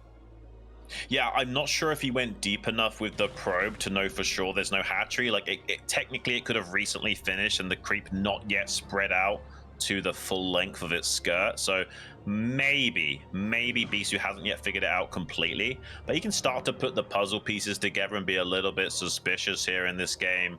The fact that he's just sending these Zealots home makes me think that he's suspicious and doesn't even want to confirm the scout, just wants to assume the worst. We'll have to see if that is the reality here. You can see how he pulls the probe slightly further back in the wall in, so that he has to predominantly focus on the Zealots. A pretty good surround, though, from BTS, catching one of those Zealots on the escape vector. Corsair will be finishing up here in a few moments and getting a confirmation scout, but it might be too slow. He doesn't know, Xun. No cannon in the main base. He's building pylon. Oh my gosh. He has no idea. Here comes the mutas. We're going to have 6 mutas over there. Lickety split from BTS. BTS going to do a ton of damage. Ooh. No doubt. Will those mutas catch the Corsair as it comes in as well? That's the scary thing. If the mutas pop out and get the chase micro on the Corsair, it's so bad here for Bisu. He's actually going to go so close to these eggs, man. Dude, that was so close. Now, what I'm curious about is this going to be a fake Ogre Zerg into 4-hatch Hydra? Because you can make, like, say, 5 mutas here, put the Protoss on the back foot, cause a lot of pressure, and then make a Hydra den and follow this up with a lot of Hydras and catch the Protoss player off guard and hit him at a pre-storm timing. It doesn't necessarily mean he's killing a lot of probes, so already this is being slightly successful, but he did make 2 quick macro hatcheries, as well as going for these Mutalisks plays. He could have thrown down a Hydra den and wanting to be transitioning into a very quick pre-storm Hydra bust timing to catch Bisu off guard, make him overcommit into his defenses against these Mutalisks, and then suddenly, like, 2 control groups of Hydras just start storming the gates before you even got that storm upgrade. I need to get a look on the main base. Has he got a Hydra den? I did not see a Hydra den there, Xun, but there's a building just to the south of the hatchery. It might be the case that he's going to follow this up with a huge Hydralisk attack. He's poking into the main now to see what or how far along the tech is here, and whether or not he can potentially go for a bust. Second Stargate just finished up. Oh, it's worked. Bisu, he's fooled him. Yeah, he's fooled him here. He might, if he has this Hydra den and he's going for what we think, yes, double Hydra den. Yes, he is. Yes, he is saying, okay, I've got major respect for BTS. This is such a good build to pull out against the likes of Bisu. This is how you take down a game off of this guy. He's completely sold him a lemon. The red herring has been devoured by Bisu, and he's going to be having a sour look on his face when he sees those 2 Hydra dens, because he's already locked in to these 2 Stargates. There's no storm upgrade finishing anytime soon. These Hydras are going to be so effective, and the Mutas can tank some damage from these cannons as well to make the Hydras even more effective. Corsair's trying to get back to defend, but it's not going to be enough, I don't think, Saiyan. He's going to start breaking through. He needs a Dark Templar or something, as well as shutting out the overlords from supporting this attack to hang on, desperately throwing down additional cannons. Probes need to come off the line as well. There is a world where Bisu can still hang on with a Dark Templar and utilizing the Corsairs to stop any overlords from getting here, but already Bisu taking a lot of damage. Yeah, he's getting so many kills here. It's similar to that game versus Best, where he's just losing so much of his economy here early. Even if he manages to hold on with the DT, it's still going to be a very, very rough game. Targeting down this wall in for now. He could start to dive on top of these probes here in a second. One more Zealot pops out. There's the DT. Gonna focus down a bunch of probes here, and yeah, he is gonna get a huge number of probes. Can he get up into the main base? I'm shocked to see that Bisu doesn't just go up into the main and try to block the ramp with a DT. I mean, this is crazy. There's no really winning for Bisu, because if he blocks the ramp, then the Nexus dies. And either way, the Nexus looks like it is going to die here. So, yeah, Bisu in a lot of trouble, guys. I think we're going to be seeing an equalizer here from BTS to take us to a third game. The Hydra's going to the main base now. There's two cannons here. Probes coming off the line. But even with that DT and its Warp Blade helping out, he can run around for days with these Hydras, snipe all of the probes, cripple the economy of Bisu. He's probably going to have to tap out here, unfortunately. It is what it is. BTS has done it. He's tricked Bisu as well as Best. You gotta respect it. Yeah, you absolutely have to respect it here. I mean, Bisu's processing the loss right now. He's killing the Hydras with DTs and killing Overlords on the other side of the map, but I mean, BTS will eventually have something to deal with it, and GG is called. There it is. BTS brings us to a final match. Woo! This guy upsetting the scene right now. I mean, this shouldn't happen, guys. You can't let a StarCraft 2 guy just come in and start smacking face against these StarCraft 1 guys that have been around for like decades. What's going on? This guy deserves a lot of respect right now. I think he's shaking from adrenaline. I think as he was taking a drink of water, I saw his hand shaking there. That's not necessarily him being scared. That's him feeling the adrenaline of how exciting it is to be in his position, to be a StarCraft 2 gamer, coming back to StarCraft 1 and taking down the likes of Best in that first match, and now possibly Bisu here in the winners match and going out 2-0. That would really solidify himself in this scene and earn some respect from these other gamers. That was a very slick build that was pulled out by BTS. I mean, you could even see the smile on Bisu's face. He knows he got there. He was fully aware that there was going to be something crazy coming, but he wasn't sure exactly what it was, and it was the 1-2 punch, the mutas that kind of throw the feint out there, and Bisu goes for the block, and then the gut punch comes through immediately following it up with that Hydralisk bust. BTS gets one over on Bisu, and does he have one final trick up his sleeve here for Metropolis? We're about to find out on the final third game in the ASL Season 20 winners match between BTS and Bisu, guys. Who knows who's going to go through at this point? I'm about to find out, though. The map is going to be Metropolis.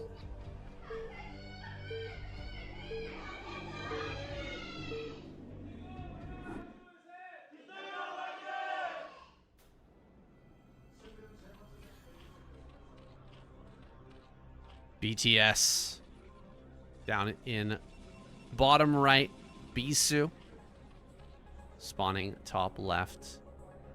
Hopefully we get a color change here. Brown on Metropolis is gotta be illegal. Can barely see on the mini map there. I can hardly see the probes actually mining on the mini map. I'm actually casting on a pretty small screen because I am controlling the controlling the scenes and everything here on OBS. But yeah, they just remove Brown from the game, man. Seriously, so many of these tile sets are just almost impossible to see units on the mini map. I mean, Olive is probably worse, but I'm completely in agreement with you, saying. But yeah, you're the operator for the StarCraft scene right now, providing a lot of assistance to keep things running smoothly. We all appreciate you, myself included, especially. It's always great to have you on side and be a duo team with you. absolute pleasure as always to cast alongside for the ASL. It's been a real treat thus far, and I'm sure it will continue to be as well. I just want to quickly point out, like, that build that we just saw from BTS, I learned a very similar style from Jimin when I was a student of his, an S-rank Korean Zerg, and it's a very strong build. I saw him beat Snow on the ladder with it a couple of years ago. You kind of just fool the Protoss player into overcommitting to defending against the Mutalisk, and even if they don't make a second Stargate, it can still work. Even if they make the 4 cannons and get the Storm on time, you can just contain them and transition into a late game. It's a really powerful build, and this is the best way to be cheesy in StarCraft, is to have contingencies. Like, even if it doesn't work, you've got a backup plan to transition into a late game still. The best cheeses in StarCraft have multiple facets to them. So I'm excited that BTS is going to be one of these guys that's capable of a play like that. Look at this. Bisu going to pretend to cannon rush with this probe behind the mineral line, at least forcing one drone off the mineral line. Can't win this fight right now. He's got to make a run for it. Second drone will be coming down here shortly. Nice dodge there, getting in behind the probe, and he's not even going to pull that second drone. This is some really good control out of BTS, honestly. And yeah, that was a very interesting game, what you're talking about in that last match, but I'm so curious to see what BTS will pull out for Metropolis. Are we going to see some sort of 1-inch drop or something? That can be very powerful on this map. You're not wrong. We have seen a lot of players struggle. Oh, he's going to maybe get the drone. Just barely starts to get the escape vector with that. Should be able to get it to safety. Bisu's going to try. Oh no, I think that's a mistake from BTS to try and get it. He made the egg. He made the egg to block. He made the egg. It's crazy what we're seeing right now. High level micro on both sides does manage to save the drone for the time being, but you're right, there's all kinds of shenanigans that could happen, especially these massive boot-shaped main bases on Metropolis. We have seen players do slowing drops into the main and the likes of that. BTS definitely capable of something like that, but we did see a lot of players fail to make that work successfully. So I'm wondering, BTS might have studied those games as well and has got something else cooked up for us here today.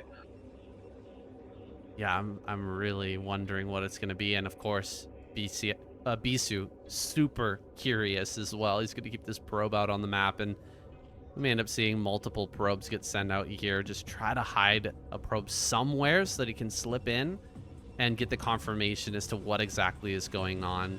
Doesn't want to be kind of bamboozled out of a round of 8 spot here by a player like this. I mean, it's one thing to lose in a macro game where you just end up, not playing as well as the other opponent, but getting completely bamboozled and beaten down by Zerg trickery like this, it's a totally different feeling entirely.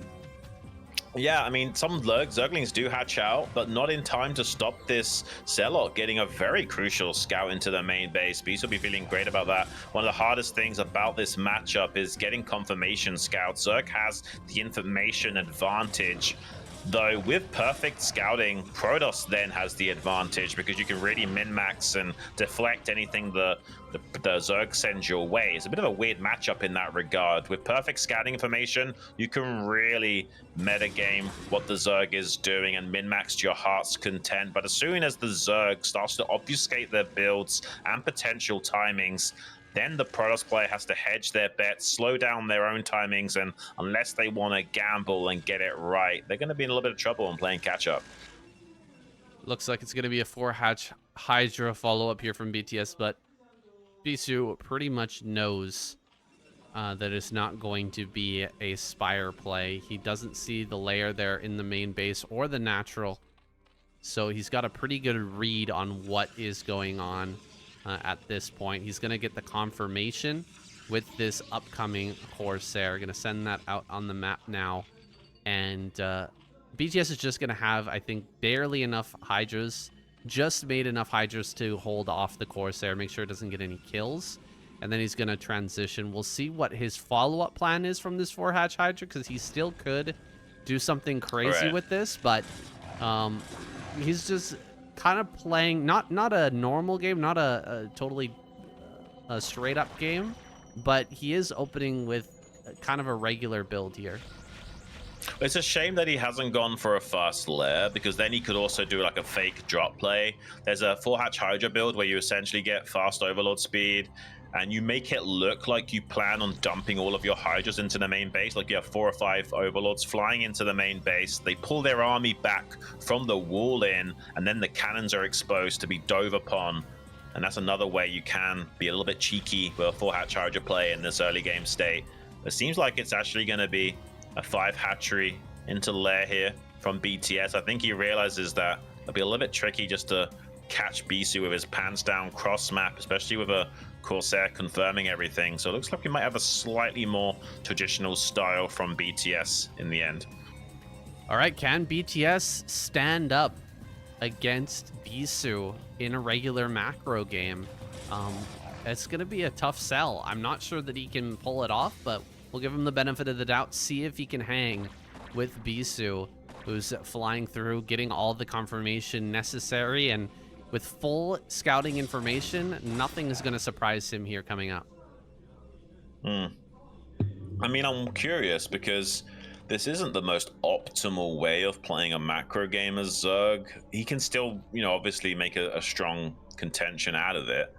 But the reality is that he wanted to do some aggressive pressure play, and the stars did not allow for that eventuality. Now he has to waste drones and money on throwing down a sunk in each base. The lair was delayed, the spire even more so. A lot of map control available to Bisu now. He's going to try and punish. The leg enhancements kicks in. He's going to start to rain down terror on this natural expansion just before the sunken finish, so he can get a lot of good surface area and purchase on that. Can he wreck through BTS right here and now and push him down into the finals match? There's so much damage being sustained from the side blades of these Zealots right now. Drones are off the line, but they're going to fall as well by the target firing of Bisu. GG is called, and BTS doesn't get that 2-0 victory. It's instead going to be Bisu getting out of this group first. I knew he was capable of it, and I expected either Best or Bisu to be getting out first here today. I'm glad we've got a strong Protoss contender in that round of 8. BTS let that Zealot get by. I'm sure he's pretty upset about it. It went through his third base. He just didn't have anything scouting that location to see if there was a Zealot coming. He had all his lings on the left-hand side. Whatever plan he had in mind, he did not anticipate a Zealot getting into his main. That Zealot needed to not get in there so that he could hide what he was doing with the follow-up and at least force Bisu to respect it. But he sees everything. He gets the confirmation with the Corsair, and he hits him with the Zealot timing. Classic Bisu attack there, rolls over BTS, and here it is right all over again. BTS actually pulled his Hydras from the third base rather late here as well. Can I just point out, it's a massive mistake from BTS to not have an Evo chamber in the wall of the natural. Like, you can't defend against a Zealot attack like that without a Sim City and your Hydras just like body blocking and stopping surface area from being ascertained by these Zealots. You can't allow the Zealots to come in like this, saying you have to plug up the holes. You need an Evo chamber to block. Just a big mistake from BTS. He's going to have to go back to the labs and figure out how to stop an attack like that, because certainly his StarCraft 2 experience not helping him understand what he needs to do to stop an attack of that nature. Absolutely. I mean, you need the Evo chamber regardless, and just having it in the wall is going to make a massive difference in a hold like that. Regardless, Bisu figuring out what was coming and handling it appropriately. A well-deserved victory there, and an even more well-deserved spot in the round of 8. I mean, wow, we've got such a good Protoss play in the round of 8 already, and who knows, guys, maybe, just maybe, Best will be joining him too. He's not out of it yet. Yes, he's down in that losers match, but I kind of like his chances against Queen. It's a best of series, and Queen honestly hasn't been performing near his peak of potential range for quite some time. He's still a strong opponent, though, so I'm not going to sleep on Queen. It's certainly possible that Queen slaps down Best, and somehow, some way. Can you imagine? We talked a little bit about it off air. Can you imagine if like the 2 finalists from the ASL season 19 get eliminated in the round of 16?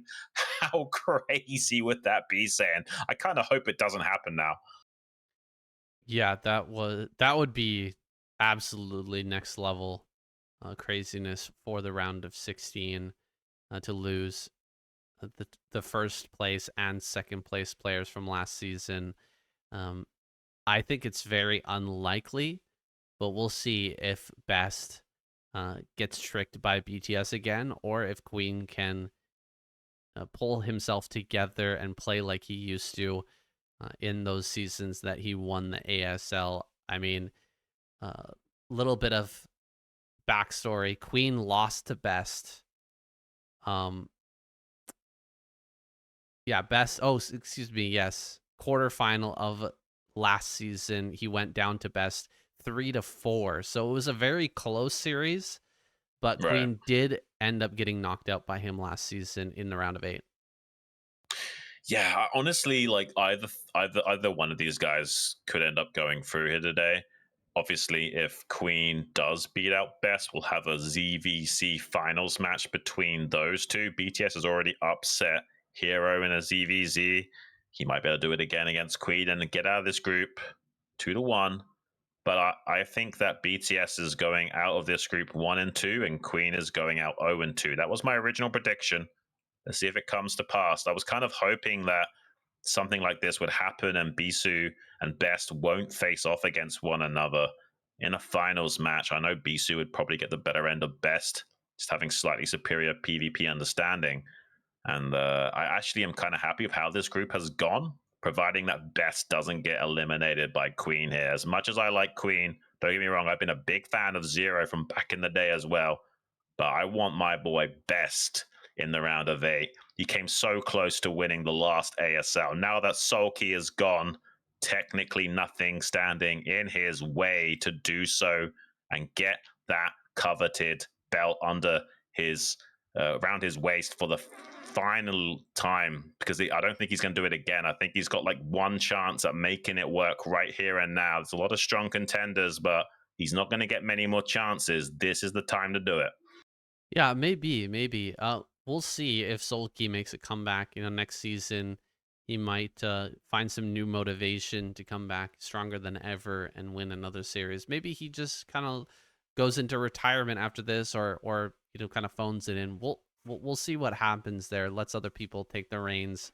It's possible, but this is a golden opportunity, like you said, for Best to seize the moment here and take a win in the ASL season 20. We'll see if he's able to keep his dreams alive here in the next match, the losers match. It's an elimination match, and if he loses 2 games to Queen, he is out. So that is a pretty scary prospect for the runner-up here from last season.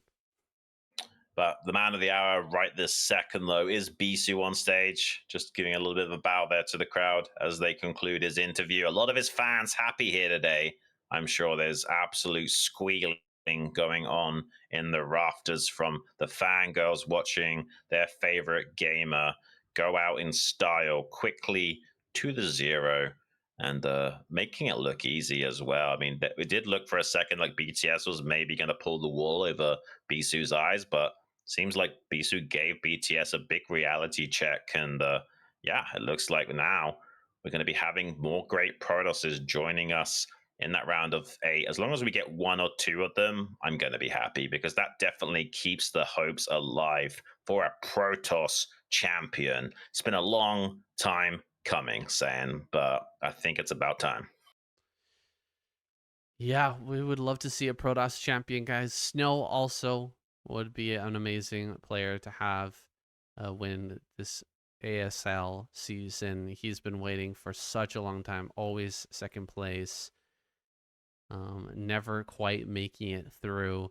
And he as well has a golden opportunity. Here's going to be coming up in the upcoming days of the round of 16. Guys, we're going to commercial break. We'll be right back. Don't go away.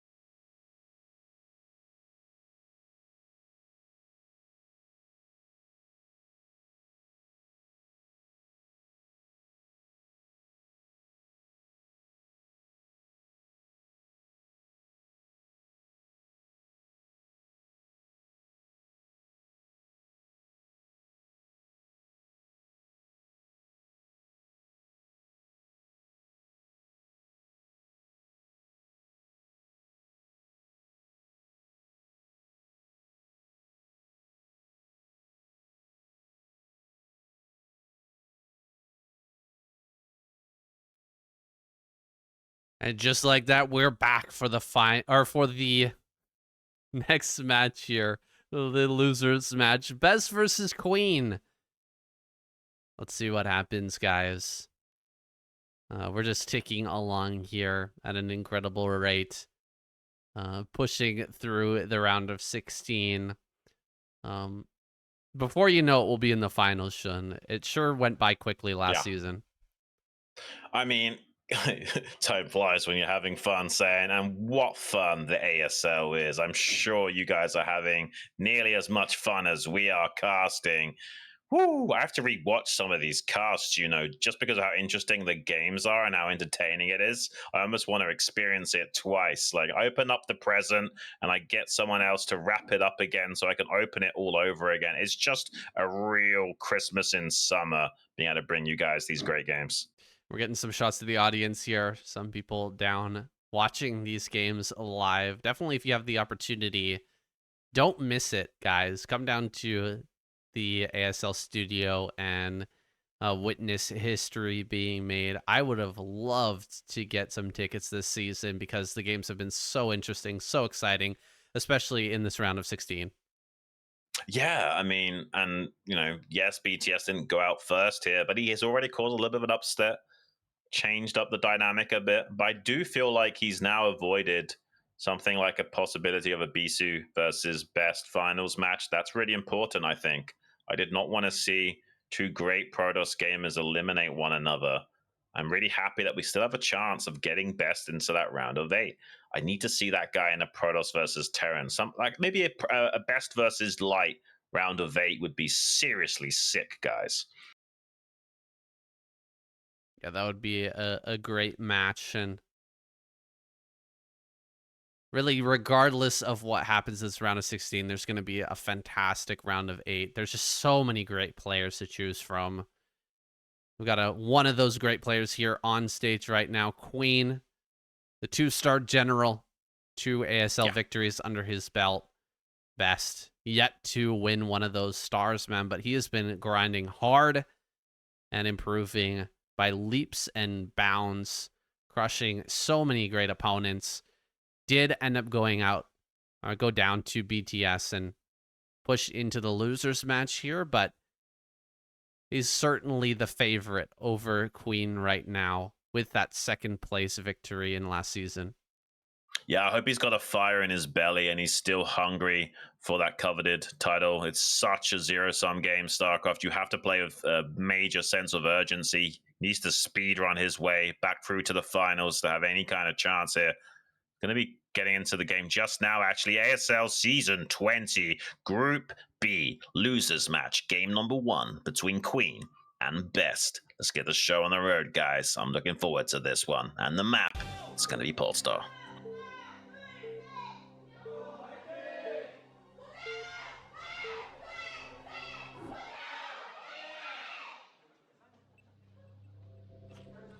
Oh my god. You think that's Best Mom? Holy. I mean, there's a loud female in the crowd that is not afraid to be proud and show her support. I mean, fair play. We had some problems with maybe the mic not being close enough to the audience, but I think she doesn't need a microphone, Sam. No, she doesn't need a microphone. That's for sure. Let's see if we can pick her out from the crowd, actually. I'm sure she's there somewhere. Maybe not getting much screen time here. But, Ooh, collectible. It's Queen. Yeah, we got those cards, those collectible cards. I just started seeing those recently. I don't know if they had those for previous seasons, but I'd love to get my hands on one. Oh, yeah. I mean, you look really dapper in that white suit as well on that card, man. I mean, where can you even get those cards? I don't even know. Oh, there we go. Another card there. Maybe you picked them up at the ASL studio. Not really sure, but maybe. Could be something to do with Collegiate Star League, something like that as well. There's a lot of different tournaments and kind of side projects that are going on in Brood War. We don't really get too much information about, being that they're usually just casting Korean or not even casted at all in cases like the Pro League. But yeah, does seem to be some sort of an official channel, maybe through Africa TV. I wonder how you get your hands on them. Yeah, I'm not so sure. I'm going to be having a overpull, though. Out of Queen. Really tried and true way of playing this matchup. And there's no early scout here to stop the hatchery coming down belatedly in the natural. Sometimes you'll also want to hide this second overlord just to obfuscate that you've gone for an overpull. So they have to check the main base for a 9 pull, and allows you to hide the drone behind the minerals or something and get that hatchery for free. But in this case, with the late scout from Best, doesn't even have to worry about that. Nice optimal timings from him. And you should be safe against the early Zealot pressure as well with that overpull. He'll probably make at least 4 Zerglings early. He's done a pretty delayed drone scout, but maybe it's early enough he could get away with just 2 Zerglings. We'll have to see if he wants to do that. I have seen a lot of Zergs not do that anymore, where they just go into 4 Zerglings pretty much no matter what, just because they want to kill that probe scout early or be super safe against any kind of early Zealot pressure. And Queen has elected to do that here today as well. Getting those 4 Zerglings out also makes it hard to, say, pylon block this 3rd hatchery from going down and quickly kill that. Yeah, if you only have 2 Lings, the pylon can build faster than the Lings can deal damage, and so it's going to take a long time to kill. But if you've got 4 Lings, it burns it down a little bit faster. You have to end up canceling before the build time is complete, so you can get rid of that and get your hatchery down quicker. It's not going to be a problem here for Queen this time. He's just going to go in for some pressure. Gold Zealot probe on the ramp. 2 probes there to make sure that none of these Lings get in. And as the 3rd Zealot comes out of the gateway here, everything going to be pressed back. Pretty standard stuff after so many crazy games, Xun. Yeah. Here, they have expecting one of these players to do something weird and wacky, but it seems like they just want to play a straight-up game. This is a very modern skill check that Queen is doing against the gateway first, and Best is doing the tried and true way of just shutting that down. He's avoided getting one of those Zealots surrounded, waited for the 3rd Zealot to pop out so he can completely hold safely here, and he even put 2 probes on the ramp to make sure there was no chance of, say, that probe being targeted down by the Zerglings to allow them into the main base. So really safe stuff here from Best. Exactly how you guys should be dealing with this on the ladder, to make sure there's no possible shenanigans. You do not want to let those Zerglings get into the main base at all costs. So nicely handled from Best, but we expect nothing less. Now here with the Forge coming online, another little skill check as he comes to hit this gateway. Try to force his Zealot to move out of the wall and then try to slide by. Best going to respond by bringing back his Zealots and just handling that with some grace. Still, these Lings have done their job. They have forced the Zealots to stay back home up until this point. And so Queen has been able to slip out a few extra drones during this time while just pressuring with those 4 Lings rather than building a full response set of Lings to actually block these Zealots if they got across the map. Yeah, and this cannon is, really nicely timed and pushed up against the wall. So he wants to try and prevent something like a 973 from, getting a easy snipe on a Forge and gateway. And he knows that would only be for, in the case of, a fake Hydra bust. But now he realizes there's probably nothing coming his way. He sees nothing with this probe. He sees some drones coming down the ramp from the main.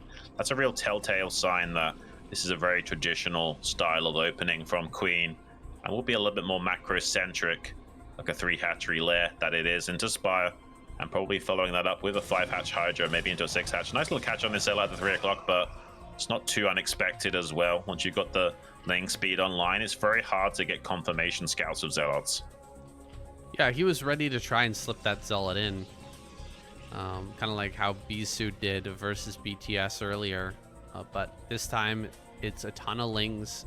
They're going to be very active here in the front, tracking down that probe and then going after the Zealot. So Queen manages to hold on, kill the initial probing Zealots and probes, but they got the information that they needed. They figured out what was kind of coming here, that the no all-in was going to be happening, and now Best gets the full confirmation of what's going on behind this with that Corsair. Not going to stay for the Overlord, though. Didn't want to risk it as those eggs were about to hatch. He's making a second Stargate. He's going to go heavy into Corsairs. I think he thinks that this is an Ogre Zerg style from Queen with that early second gas, and he wants to really double down with Corsairs in the sky. I mean, Bisu made it look easy with his DT play. Can Best do so here again? We've not traditionally enjoyed the two Stargate play because it hasn't always paid off for these Protoss gamers. I hope that Best doesn't fumble with this. It's so easy to fumble this, guys. It's so easy to fall apart here as the Protoss player. Yes, Bisu made it look very good, but I'm a little bit disappointed that we're gonna see this tried again here. Best has lost so many games with this build. It's crazy. He's gonna come in. Can he actually see the confirmation on the second Stargate? Looks like he hasn't. So there is that opportunity now with Queen not going deep for the scout. Maybe Best can get a repeat on that Bisu game and get a ton of Overlord kills, really make life difficult for Queen going into this game. Yeah, I mean, if it was an Ogre Zerg gamer moment, I mean, Best would be in a really good spot. But the reality is that Queen hasn't committed much to any air units besides some Scourge for the time being. We'll have to see if that changes. Maybe he does want to squeeze out some Mutalisks soon and might pay the price for doing so. We have a contingency of Zealots moving out onto the map now. Queen will have to make sure he's got enough Hydras into position at this natural. Seems like he's got enough now. Not only position, they're always going to do a wraparound with some Zerglings and kill at least one of those cannons. Does fall a Propel as well. Overlord goes down, but I'm not sure there's definitely not a DT follow-up here. So these Corsairs not doing as much damage as they could do. If there was a Dark Templar with this as well, this would be huge. He is killing a lot of those Overlords, though, putting Queen into a massive supply block. 21 supply block right now, with 60 supply ahead of it. Going to take him a long time to replace all of those Overlords. Can he get some counter damage done with these Hydras that are trying to take advantage of this one single cannon? Kills a Corsair in transit as well. Best could be in trouble, though. There's just one single cannon. Yeah, one cannon, and there's Lings wrapping around to start hitting that from the back as well. DT here in the mix is doing some work. More cannons are going to finish. Looks like Queen might pull back. Oh, there's just one Overlord here. Can he get rid of it? He's going to try for it. He does get the kill. Another Overlord coming from the top right-hand corner. Looks like that'll join up with these Hydras now, and he can continue to try this bust. But more cannons are finishing here, and I think Best should be able to hold with all these remaining cannons finishing in the wall. Queen supply blocked heavily, is going to try and test this wall, but yeah, this is a little bit too much now for Best. And with this Templar coming out and Storm about to come online here, can he get the hold? It looks like he's going to stay alive. Well, it's another 30 seconds until that Storm is fully operational and shutting down these Hydras. So Queen might try and see if he can get a snipe on a pylon and gateway here. It's unlikely he's going to get the Forge, but I mean, this is still okay for Queen. He's kind of compensating. He made a lot of Overlords. Actually, he might get the Forge. Storm is about to finish, but if he spreads these Hydras just right, he can technically kill this Forge. Yeah, is he going to risk it here? The Zealots are going to come forward and try to keep it alive, and I just don't think he's going to get it. If he commits to actually kill that, another Storm's going to come out here in a moment and stop him once again. There it is. Storm again. Pretty good baiting of the Storms here. And the Zealots are just going to kind of go back and forth, eat some more damage, and then come out once again to just try to keep this Forge alive. It's no longer spinning. +1 armor is done. He gets it, but the armor finishes. So still a win for Best. Yeah, it's nice that he able to get the Forge, but Best just barely hedging it to the point where he got that +1 armor and weapons finished up now. So with the remade Forge in the main base, we'll get that 2-1 upgrade timing in a reasonable fashion regardless. Lurkers now on the way, morphing inside some eggs at the rally point of Queen. He's going to be looking to take a 4th base soon, most likely. There's a DT there to try and slow down that effort, but Queen will easily clean that up and expand. Ooh, can he get the drone? He gets it. Nice. Sick play there by Best to get that drone. That's just going to slow it down by an extra, 10, 15 seconds as the other drone makes its way over to get that base online. Queen made a huge round of drones after replenishing Overlords, and he started some Lurkers as well. So I'm a little bit worried for Best. Oh, he actually gets to surround on one of these lurkers. That's unfortunate for Queen. I believe he tried to pull that back and it went the wrong direction. So that's a little bit painful for him. It's going to be harder for him to stop these zealots. If he had 2 lurkers just defending the bases here, I mean, it's very, very hard to break through anywhere. As it stands, he's still going to be driven back. I saw Best making... off of these Stargates still. He's still making Corsairs the last time we saw the main base, so I'm a little bit worried with him committing that hard into Corsairs while we have this Lurker transition on the way. Yeah, you're right, Sid. It means there's, less Dragoons, less High Templars that can be made. He's very heavily reliant on this Zealot Sair doing the heavy lifting for him in this game. And honestly, the harassment was pretty good from Best. Even, forced some cancels on some Lurker eggs. So it's going to slow down the composition of Queen to be optimal in dealing with these Zealots. But another round of eggs will be finishing up soon. Finally, Best in Dragoon production needs to quickly get up to about 1.5, 2 control groups worth of Dragoons as swiftly as possible to establish himself and get a main battle force going that he can start to skirmish with the Zerg in this game, especially now there's a lot of lurkers being morphed. He's going to be getting that 3rd base online at the 9 o'clock, seemingly undeterred as well. Pretty good snipe there from Queen. It was actually off screen there. Sniped the High Templar at the 3rd base, but did eat a lot of damage from that storm. Dragoons here going to be bullying back these Hydras for now. +1 is done. +2 is going to be finishing up here soon as well for Queen. I believe we have double Forge to replace that Forge that was lost at the natural. So 2-2 is going to finish up here soon. Oh no, did he have a second Forge in there? I didn't see one, saying. I think he's just going for 2-1, but I could be mistaken.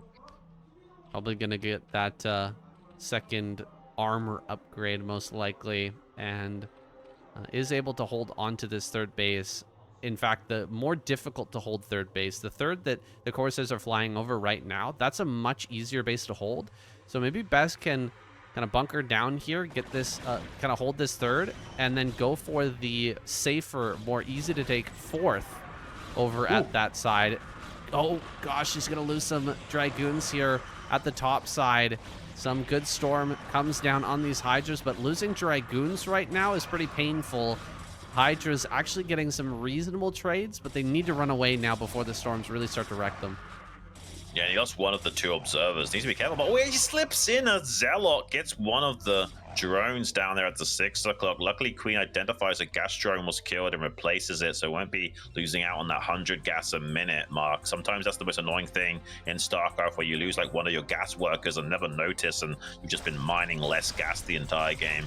It looks like, yeah, without like additional observers available to Best, having a hard time completely supporting his army. Just one single observer on the front line right now. If he loses that, it will completely shut down his aggression.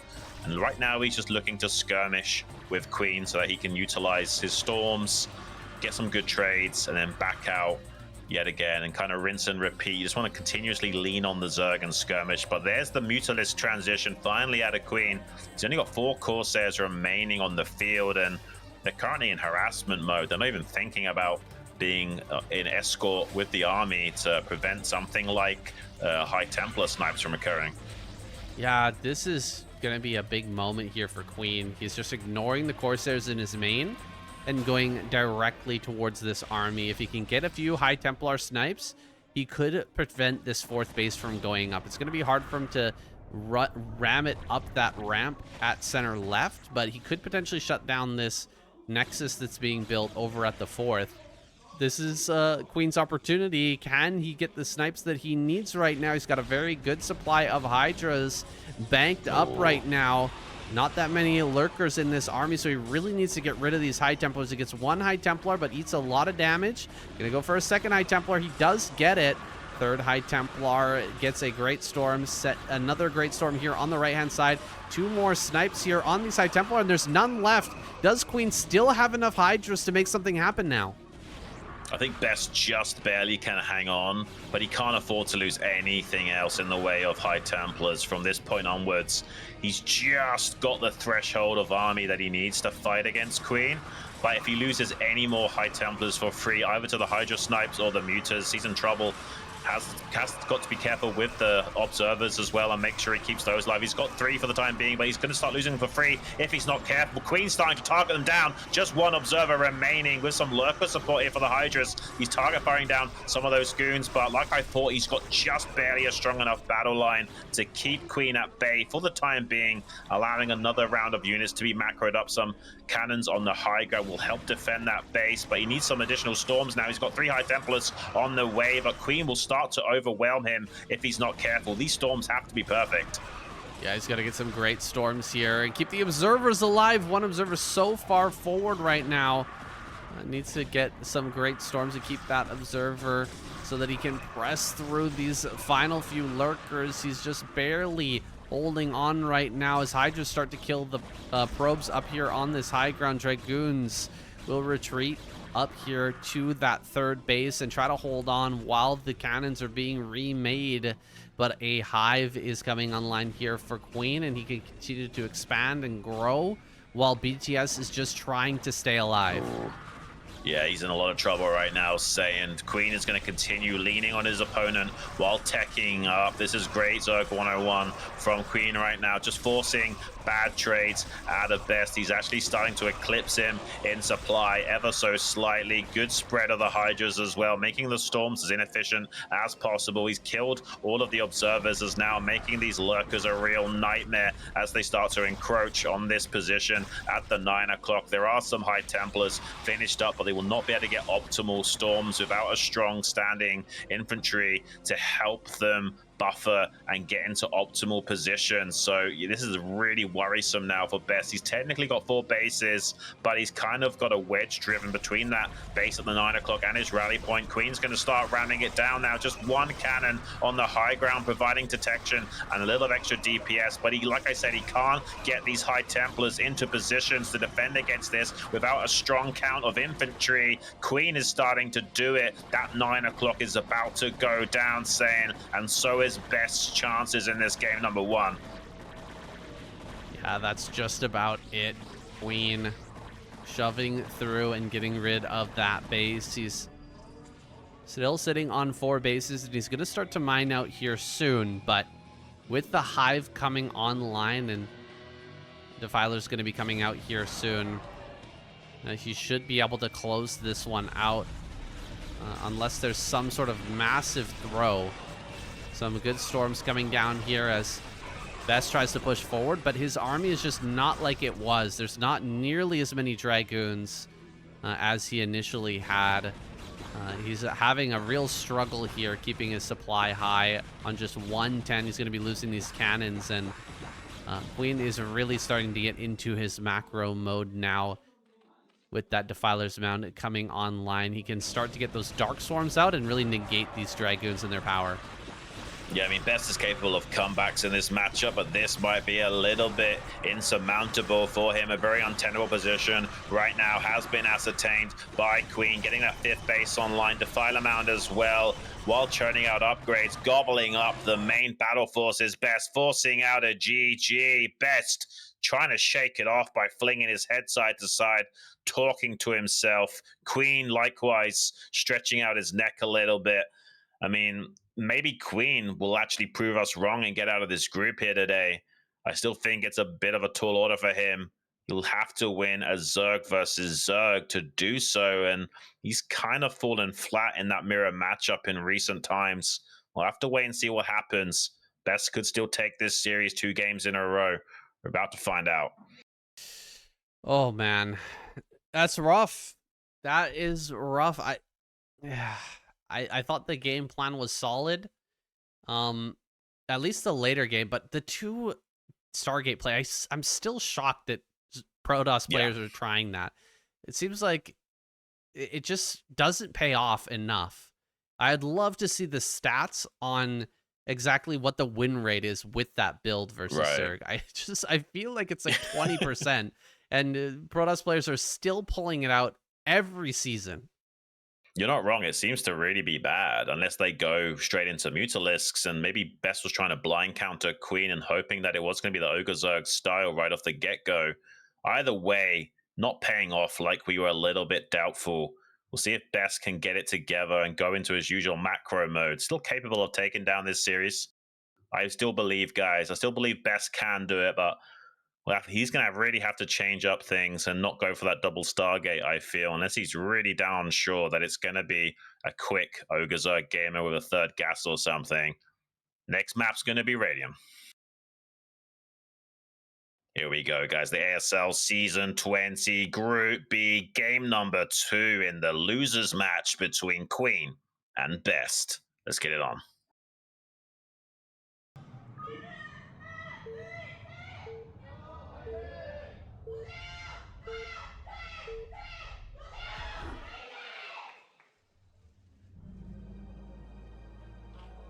Get that lady a blowhorn or something. Send her to a football match, man. She would fit right in there. The girl's got some pipes, that's for sure. All right.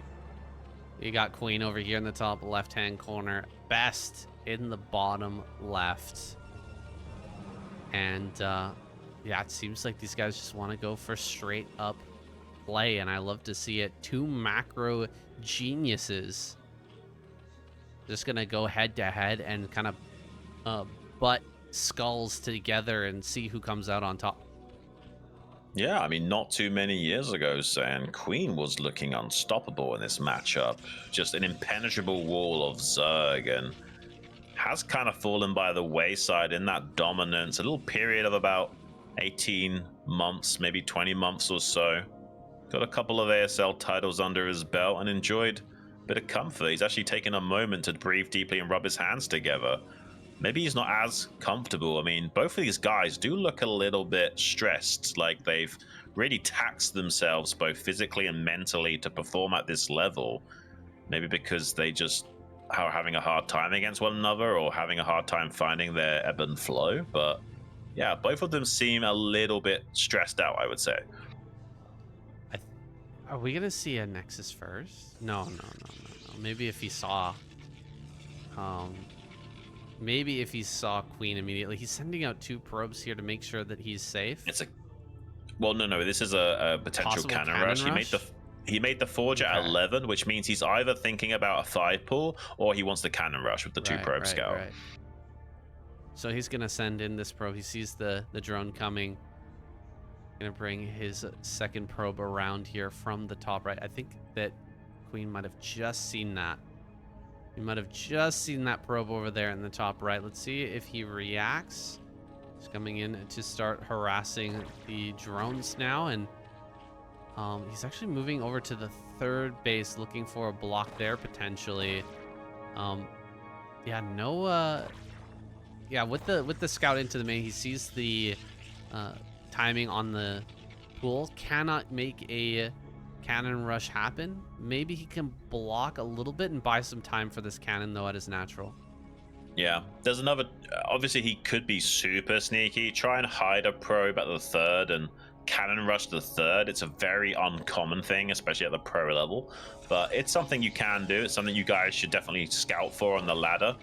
But instead, he's going to just try and shut down this drone from being able to expand at the 3rd, which is a much more pro gamer tier way of going about it. Something like a delayed cannon rush on the 3rd is super risky and can fall flat on its face. You have to kind of just assume that the other pro gamer is going to be on top of his scouting against something like that. They've dotted their I's and crossed their T's. Thousands of games on the ladder. You're probably not going to obfuscate it here in the ASL. Hiding the probe in the main. We saw this against BTS as well. Just gonna leave it in there and scout at the appropriate time to see if there's a layer coming up or not. See if he can suss out a Hydralisk bust very early on. This is gonna lead to some really great information for Best, and it doesn't seem like Queen's figured this out yet. He's seen this come into his main or has any intention of scouting his own main right now. So if he was going for something crazy, I don't think he is. Just to be clear, I think that he's actually gonna play this out very standard and just be a macro boss once again. But Best is gonna find out all the information he needs regardless. I just don't want Best to go for double Stargate. I think he's more than capable of smacking down Queen in a macro game. He's one of the stronger macro Protoss players we have. He just needs to play solid. And yes, there's that quick Citadel. He's going to circumnavigate going for Stargate at all and put a lot of pressure onto Queen in this early game with a more crisply timed leg enhancements upgrade. He's making a pile in the main base. I was literally just thinking a moment ago about if it was fastest, he would be like cannon rushing the main and all sorts, but didn't expect him to actually go through with making something proxy in the main base of Queen. But it looks like he might be doing it. No way is Best gonna just proxy something in the main base of Queen and completely catch him off. No warp gates here. This is not StarCraft 2. He's gonna have to make a gateway in the main base, and yeah, he's gonna make one here. He's gonna make a DT. Yeah, I could make a DT in the main. Oh my goodness.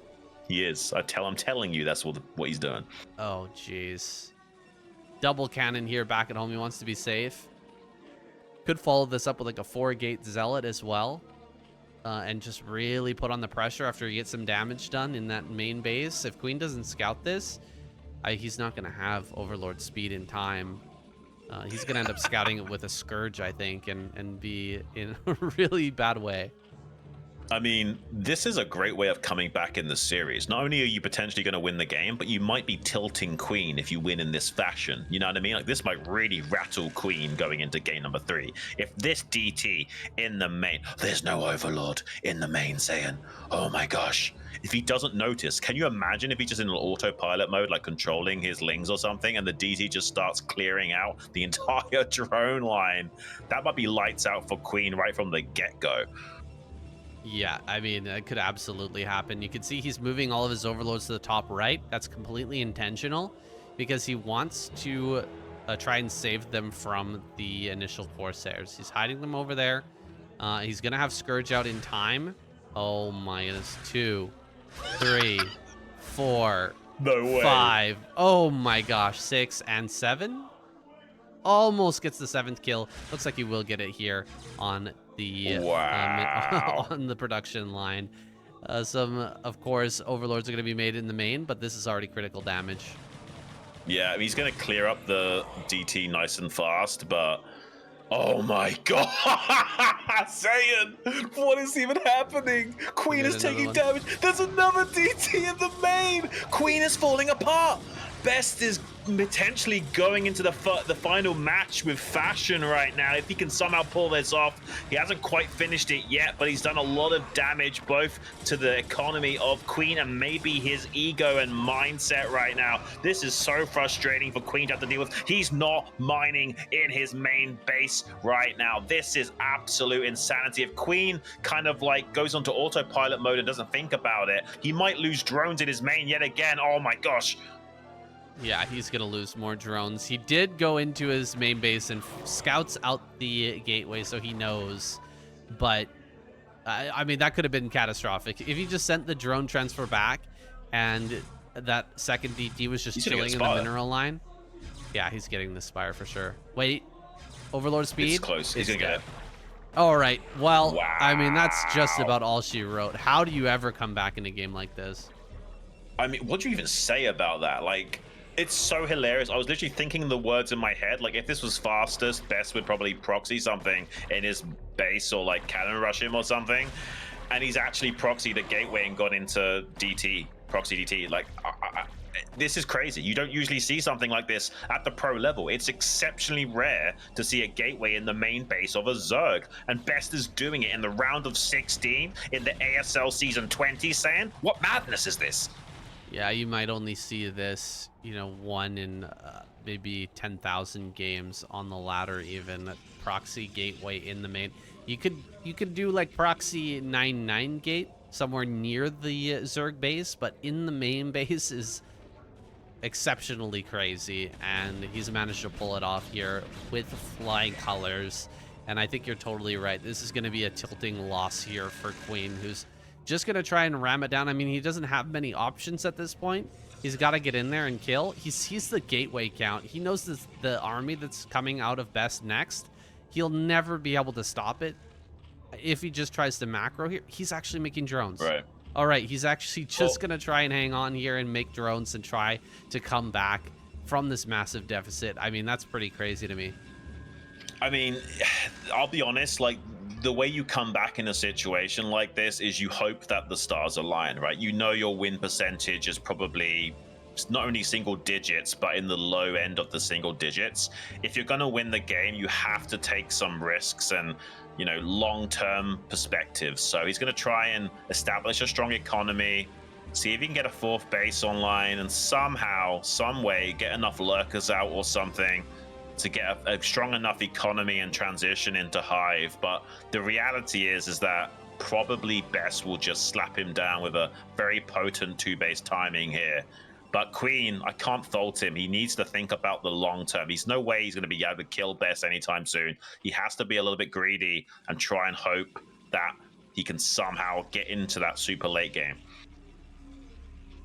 I thought he might just try to gamble, hit the front, and hope that Best pulls a Bisu and forgets his Storm upgrade. I mean, things like that can happen when you're, you know, doing these shenanigans and things are going well. Maybe you're, you know, kind of getting excited that you're getting all these skills and stuff, and then maybe you just don't quite have the Storm upgrade in time. It's possible, but this is wild to me that Queen wants to just sit back, make a ton of sunken colonies, just try to hang on. Even if he does manage to hang on, Best is going to have 4 bases in no time at all, and his economy is just going to explode. You're never going to be able to get a 4th base here as Queen, and I don't see the win condition here for Queen at all.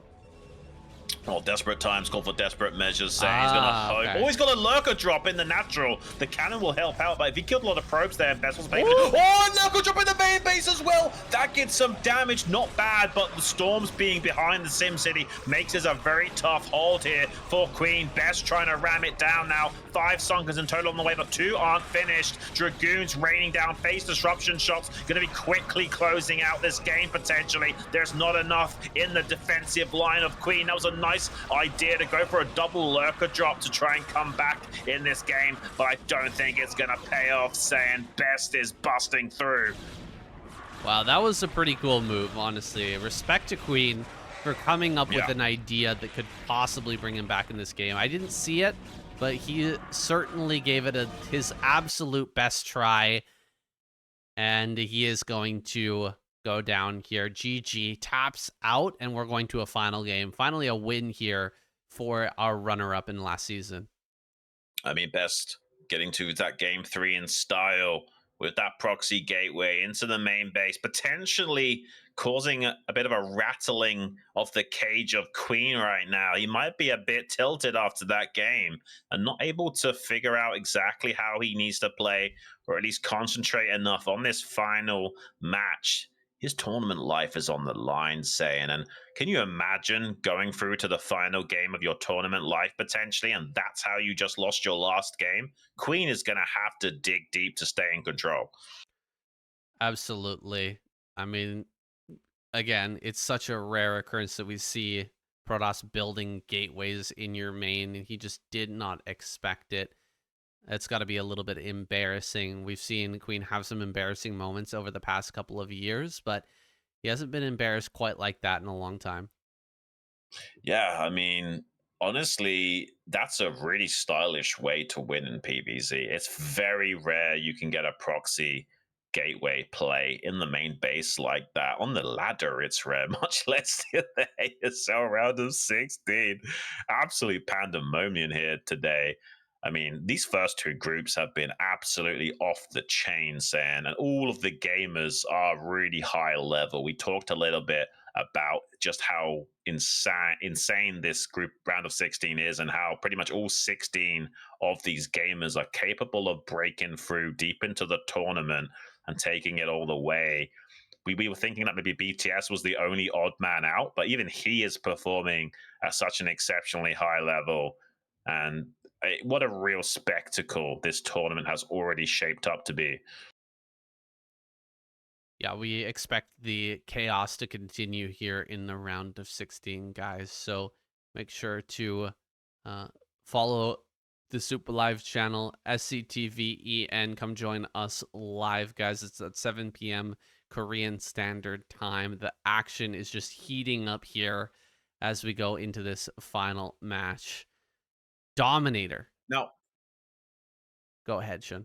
I was going to say that there's a lot of hope for Queen still. The map is Dominator, traditionally a very Zerg favorited map, and maybe Queen can run it down on Best. We're about to find out, guys. It's the final game, the ASL Season 20 Group B losers match between Queen and Best. Who's going through to that final stage? We're about to find out, guys. It's on Dominator.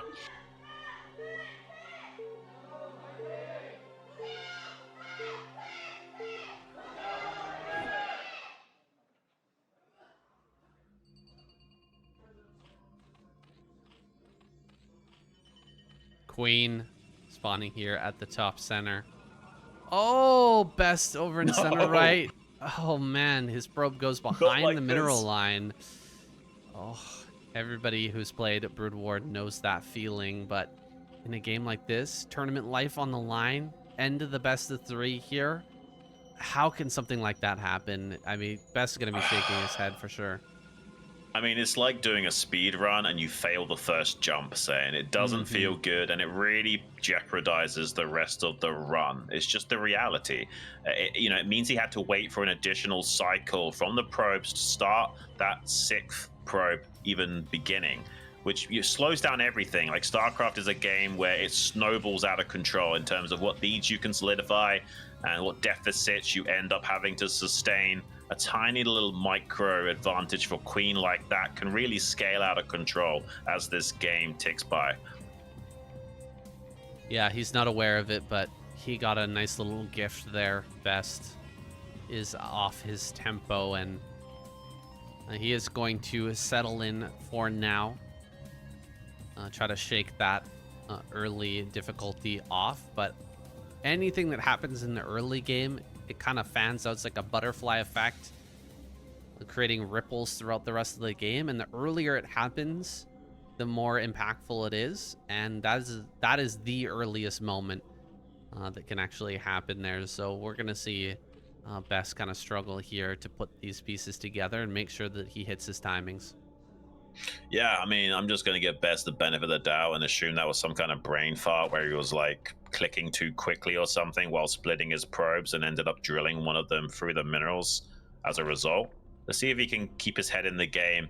The worst thing is when you let that get to you and it, kind of messes with your head for the rest of the match. You kind of just got to ignore that it ever happened and play like you're still locked into the zone and get into that flow state yet again. Might take him a few minutes to fully adjust and calm down from that weird situation right at the start. He's going to try and get a Nexus before cannon. That's not too uncommon at all, especially when you've got a more traditional orthodox style from Queen and there's no early pull to worry about. So he will get a bit of optimization now. Going Forge, Nexus, Gateway, Cannon might help him min-max just a little bit here to compensate for that early mistake. Look at this. Queen gonna go for this base over here. Kind of similar to what he did on Knockout. Taking a bit further away base, but avoiding that mineral only as a plan here with the gas at that location. Can be a little bit difficult to hold early zealot pressure though when you're so far split up like this. And I think Best is going to recognize that. Maybe try to get a little bit of momentum going here in the early mid game. Yeah, I'm curious what Queen wants to do on this map, because it's so common that you just want to ram it down on 4 bases as Zerg on Dominator. Like, you just want to get this mineral only going. You still sometimes obviously want to get into that hive tech, but really you want to like just lean on the Protoss player and just launch assaults from 4 bases of solid macro and gradually overwhelm and win the battle of attrition. Oh, nice little pick up there from Queen, body blocking the probe with the drone, making sure the Zerglings rip through that robotic scouting unit with its claws and obfuscating exactly what's going to be happening here. We talked a little bit in previous games about the main advantage for Zerg is the information game. If you can stop those scouts from occurring and force the Protoss to hedge their bets and try and cover every eventuality, it stops them from being able to min-max and getting into a good position. Yeah, absolutely. The information game is key here. Best setting up for a little bit of a later scout by hiding the Zealot over in the top right. He knows he needs to get information at every level and at every opportunity here, and he's going to be sending that in shortly to get the confirmation on what's happening. Seems like Queen not spreading his lings all over the map to try and locate a hidden Zealot. Could end up getting a fully scouted here as that comes in. That's just going to hang back for the moment. Oh, this probe's going to go down. Nice pull here from Bez, pulling up a couple more probes to try and stop it. But he's not going to prevent the run by into the main. A couple of probes have already gone down, and these lings are still active here. Going to start to kill probes in the main. Zealot makes its way into the natural at this very moment. Is he going to be kind of pulled to the limit here as the drones get forced away? Yes, he is going to start to lose lings, and the Zealot is doing the job here of getting the information while putting some hurt onto Queen's economy at the same time. I mean, you really do have to push it to the limit in StarCraft. Saiyan, another Zealot making its way to the natural third location of Queen, natural third gas here on the left-hand side. I'm not sure this is expected to take a base like this. Is a great base to take if you actually got a drone. If and he gets another. Wow. No way. That's huge. Wow. And he cleans up the Zerglings in the main. Maybe Best can do this, you know. I was a little bit worried there for Best when the Lings managed to slip by, but getting 2 drone kills at a critical juncture like this has the probes here as well. He's been cutting a bit on that Zealot production in order to make sure that he can hit all of his timings here. He's got the Corsairs out now, and he does seem to have an impenetrable wall set up now. Queen not going to try and puncture that just yet. Going into 6-hatch Hydra, it looks like, as a follow-up. Yeah. That does add on the third gas, though. Maybe there's an Ogre Zerg coming his way. Right, I think it is going to be an Ogre Zerg gamer into 6-hatch Hydra here from Queen. Already a lot of gas starting to bank up for him. No Overlord here, so the GT will sneak out. You would have to be looking with your screen at that location and see that telltale shimmer, noticing the Predator slipping by you. But it seems like maybe this DT could get something done. Depends on how set up Queen is back at home. It's very common to have that Overlord just chilling in the natural, but not always units to deal with the DT. So let's see if we can find anything here. DT just running straight by the sunken colony. Oh my gosh. This happens to me all the time. Sure, this is so annoying. That DT is now inside the main base, and it's going to start to slice away at these drones. It doesn't have much health, though, and he could end up picking it off with those drones. We just pop out at a particularly advantageous time. Can he get the kill? He does finish it off, and so removes that thorn in his side in the main base. Yeah, it wasn't super optimal, but he did kill 1 drone, forced a little bit of lost mining time. Made those mutas chase it around just for a second there. He's morphing an Archon back at home. 3 cannons in the main base. Super aware of the possibility of this Ogre Zerg gamer mode with lots of mutas and Scourge in the sky, zoning out the Corsairs while the mutalists do the heavy lifting of picking off those cannons. You need some kind of active point defense. That's why we've got these Archons on the ground. That Sonic Shockwave one-shotting Scourge and easily putting bruises onto that whole flock of mutalisks. So keeps best options open to be active out on the map, shut down any potential of a 4th base from coming up, and having some ability to come out onto the map is key, and not just being isolated and being the defender all game long. So he's actually missed this move out. Queen has missed the move out from Best. He's got the Lings in the front. He sees that there's nothing there, so now he knows that something is moving out and coming here to aggress. Best has 2 Archons ready to fight this. He's got to control properly, though. Try to get the moving shot going on these mutas, but the space in between these buildings is so limited The Archons can't really get back here, and so the Mutas are actually going to clean this up pretty well, killing off all the Zealots, and now it's just pure Archon trying to fight that Sunken Colony is going to be very hard. Yeah, he's not got really any shots off onto those Mutas. Finally got one now.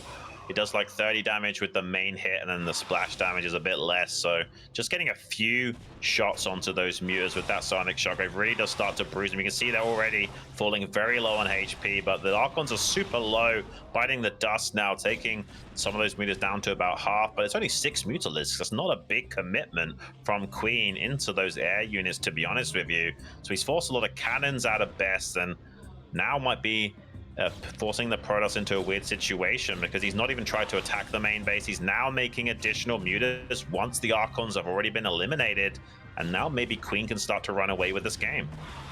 I think he is going to start to run away with this game, Xun. The Sim City from Queen was something special there at the third base. It was really difficult for that attack to work just because of the way that base was set up. Best tried to go with it, though. That's on him. He still tried to get in there and do that damage. He's also built so many cannons, like you said. Scourge are going to connect here on some of these Corsairs. Only one Corsair remains, and the Muta count is still very high. So having enough anti-air is really a problem at the at this moment, and Queen is just clearing up everything. Yeah, Best is shaking his head a little bit and talking to himself. He knows he's in a world of hurt. He needs a miracle to make it out of this group now. Queen, as long as he doesn't blunder, should be able to find a way of closing this out. He's ahead by about 26 supply. Also, just needs to consolidate his lead and not throw away any units. Make sure he trades efficiently, shuts down Best from ever taking a third base, and he will be joining us in a Zerg versus Zerg finals match against BTS. If he can achieve all those things, there is obviously a way that Best can win this game if there is blunders by Queen, but it's unlikely to transpire. Yeah, it's unfortunate. He really did not get the damage that he was looking for with that attack, and now Queen has just been handed the keys to the kingdom here. He's got absolutely everything at his disposal in the Zerg arsenal, and seems like Best, I mean, he's gonna try for a desperate attack here, bring the High Templar to the natural and see if he can surprise Queen, perhaps.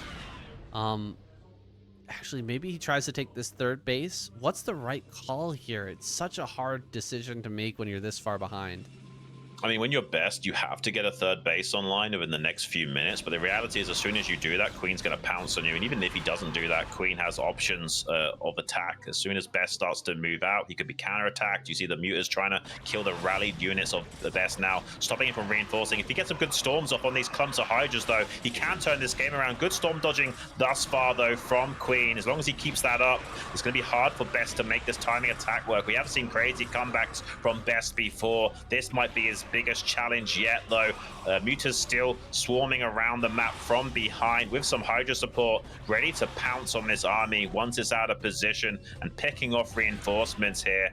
Best has technically got this standing army alive, but only 2 High Templars available to him. It's going to be tough to make this work. 2 sunken colonies in the defensive line for Queen. He's got a lot of units out on the map. Streamline of Zealots trying to get to that front line to support on the ground. Can he get them into position? He does get some of them there. Big, beautiful storm on one pack of the Hydras, but the Mutas still raining down with those Mutalisk Glaives onto those Zealots, cleaning them all up.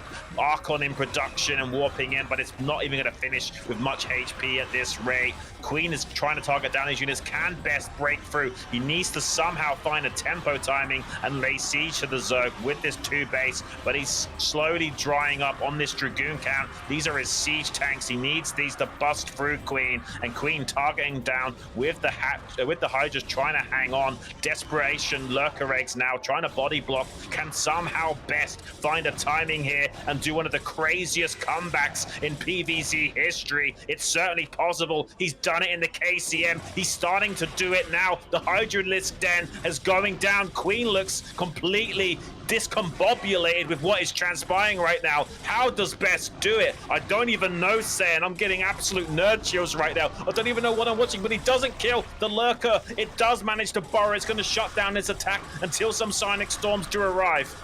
Yeah, the Storms are going to get here just in the nick of time. There's almost nothing left at this natural, and the Zealots are now on top of the hatcheries. Dude! No way! Unbelievable. Best makes it through. No way. He can't keep getting away with this, Xun. He can't keep getting away with this. What are we watching, Saiyan? Best, back from the dead, takes down the matriarchy. And unfortunately, Queen is out of the ASL Season 20. And we're going to be having a potentially epic revenge match between Best and BTS in the finals. What is even happening? Oh, man. Queen just looks sad. He looks sad, man. Oh, he knows that he had that game. He's watching the replay right now. And he knows that that game was his. It was in the bag. Look at this, 20 supply advantage nearly as this attack begins. He managed to catch the rallies. It was a great move with the mutas to start dealing damage to the rally point, but that one final gambit from Best pays off. Wow, we've seen epic comebacks from Best in KCM in PvZ. I did not expect it to happen like this. I thought he was out, man. I thought he was done. Shame on me for not being a believer. The Great Ape is still reigning supreme, and King Kong looking to break out of this group. It's going to be that crazy revenge match with BTS. We had a bit of that in the round of 24 before in the last ASL. Best got beaten by BTS on Eclipse and then was able to shut him down in that finals match. Will we see a bit of a history repeating itself in this final match coming up, guys? It's going to be insane. What even happened here? I don't know, Xun. I'm looking at it. I'm still thinking that Queen has this, but like this Zealot rally, again, this is how Best wins these crazy close games. Is he just always has the rallies right at the proper moment to save himself in these dire situations. He just barely got enough to break through. I mean, to dumb it down, he just always has army. He's just a macro god saying. I don't know how he never... I mean, think about this. He messed up his probes at the start. It drilled through to the back. He was on the back foot this entire game from start to finish. Queen ravaged him in the map control scenario. And just as Queen was trying to transition to get this fourth base online, Best was like, no, I see a path to victory here. I've done it before. I'm going to do it again. I'm going to go through to that finals match. And he pushes the I win button, saying, I mean, you can't be feeling confident after that win, though, here as Best, right? Like, he knows how bad of a situation that was and how close he was to just getting knocked out. He's definitely shaken here, and he's got to be coursing with adrenaline after that match. I mean, it's a double-edged sword. On the one hand, I agree with you. On the other hand, I feel like, how can I lose now? If I can get into that bad of position and still win, I'm unstoppable, man. He's maybe feeling a bit of that invincibility, guys, but we're jumping into the commercial break. We'll be right back.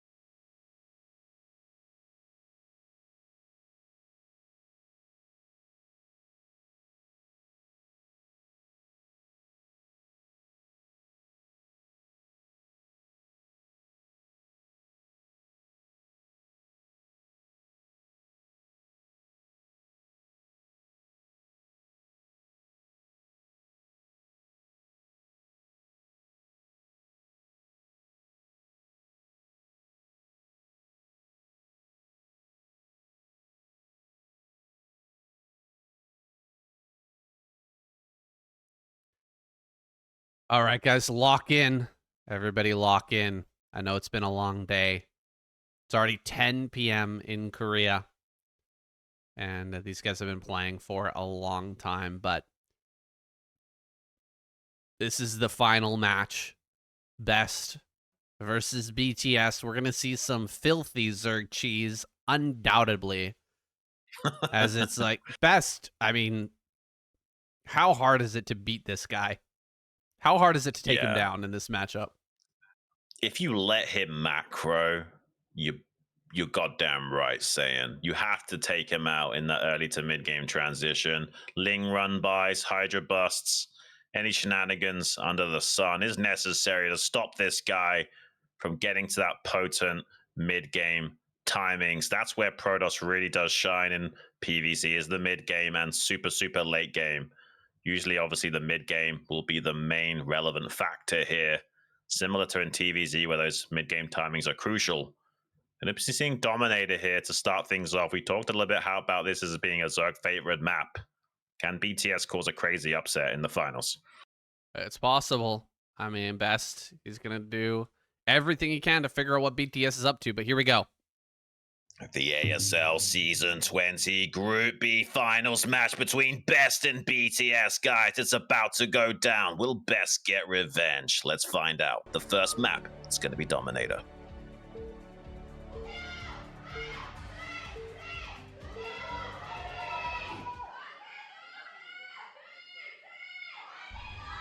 Wow, they're loud. So it was Best. That's Best's mom. I was wondering if it was Queen or Best that was getting cheered on there, but it was indeed one of Best's fans. That's good to know. BTS over here in the center right, Best in bottom left, and I'm so curious to see what BTS is going to bring out. Has he run out of tricks for this round of 16? Has he used up all of his builds? Will he have to rely on something else? Maybe try to come up with something on the spot. He's had a little bit of time there while Queen and Best were playing to cook something up, but you know, he was probably expecting Queen to win that after the way the early game went, just like all of us here at home. Yeah, I'm sure they got something cooked up and interesting for us. I'm just curious about what Best Mom was saying. Maybe my son is the chosen one after that last series against Queen. I mean, what even was that? Can he pull off the impossible and also take down BTS and come back from the dead in this group and go all the way and join us in that round of A? I certainly hope so, Sam. It's gonna all come down to the scouting information, I think, that Best is able to glean here. I think his reactions are solid. If he figures out what BTS is up to, he should be able to counter it. But can he get that information successfully in the early game and make sure that he doesn't get blindsided once again? Yeah. Let's see what we got in store for us here. Just an overpull to start things off from BTS and a pretty standard forge timing as well from Best, middle of the road. If you're being a little bit greedy, you're going to go for that 13 forge. If you're going to be aggressive, a cannon rush is going to be 11. But somewhere in the middle, when you go for like a 12 forge, you're just super safe against everything. Making sure that if it was something like, 6 circling timing, you can just throw down those double cannons and not even sweat it. You'll be getting into the main base to confirm exactly what's popping out of these eggs and how many eggs are queued up as well. So he saw that there was like a gradual production of 1 egg at a time. So he knows there's no crazy circling timing here. So just 1 cannon's fine for now. Keeps the probe alive for the time being. Not going to be chasing that for now, BTS. I'm going to loop back around and start to try put some damage on this probe. Best has real fortitude with the probe, keeping that alive for a long time in most of his PvZ matches, but he does make a bit of a mistake here. He's in the mineral line taking some damage.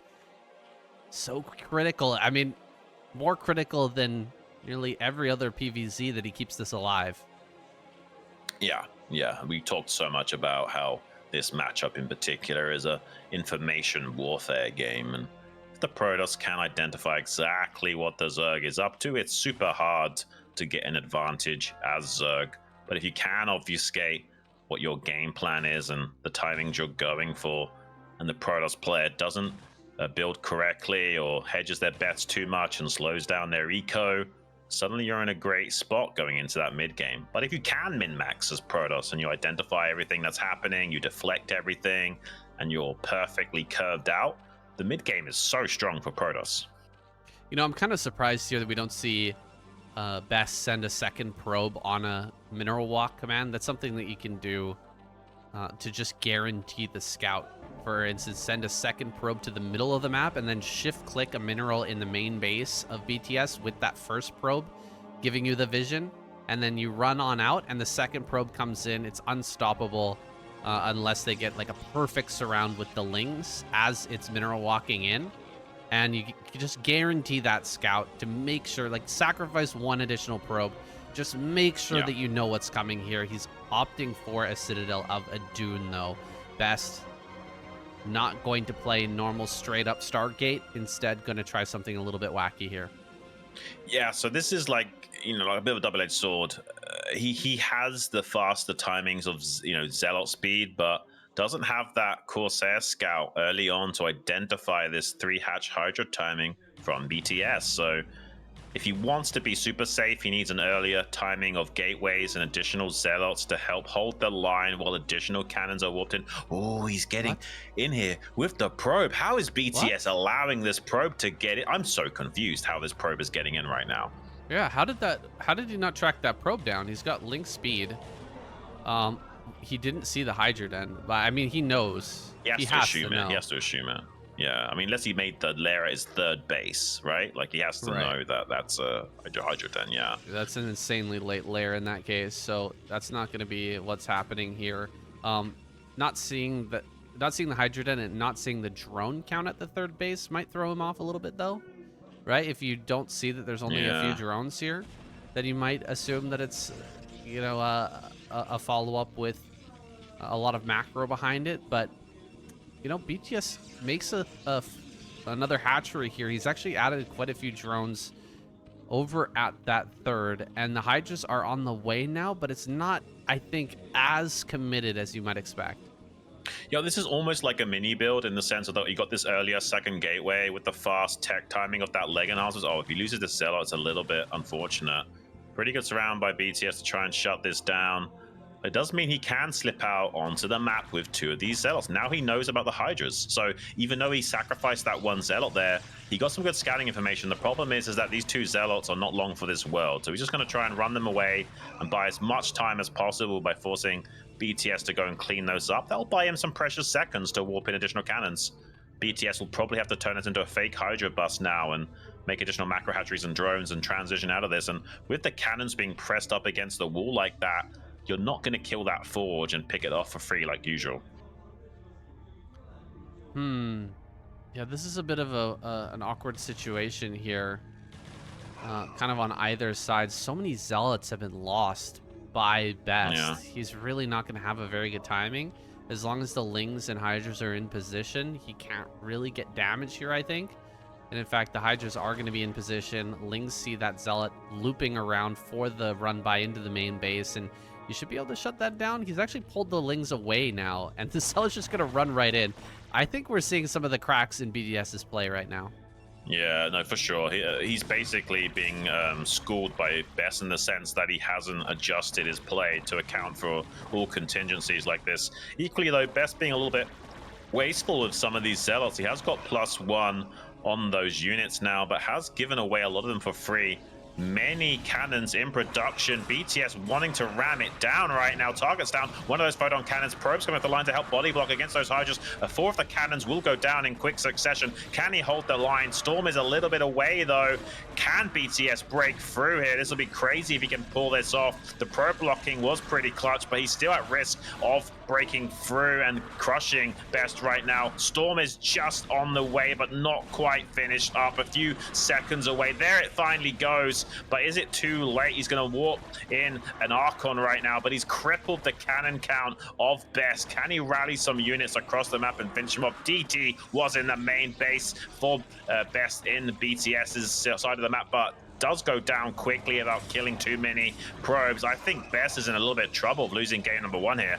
I mean, he's in a lot of trouble, Xun. I saw the DT with 0 kills. I mean, the only way he really survives this is if he gets some counter damage to BTS, because BTS can just, at a moment's notice, switch into full drone production and stop this Hydro's bust, or he can keep going, and he's going to continue on for now.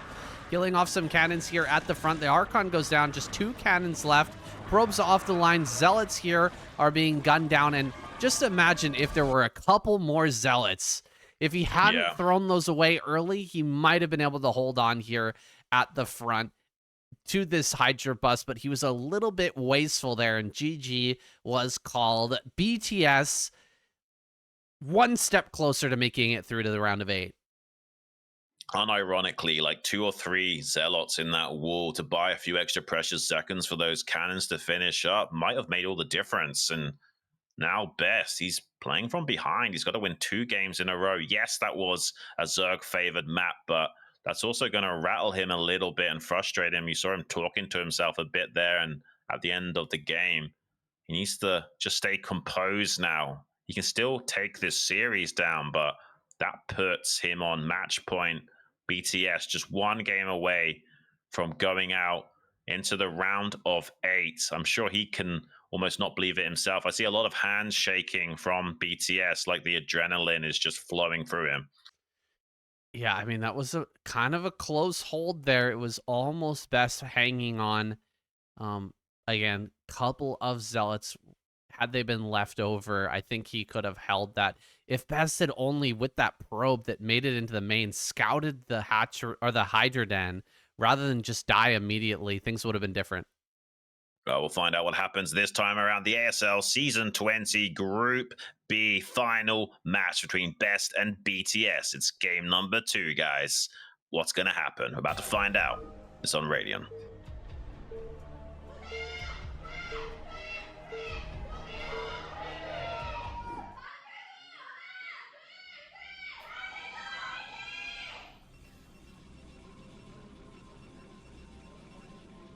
Best. Here in the top left. BTS. Bottom right.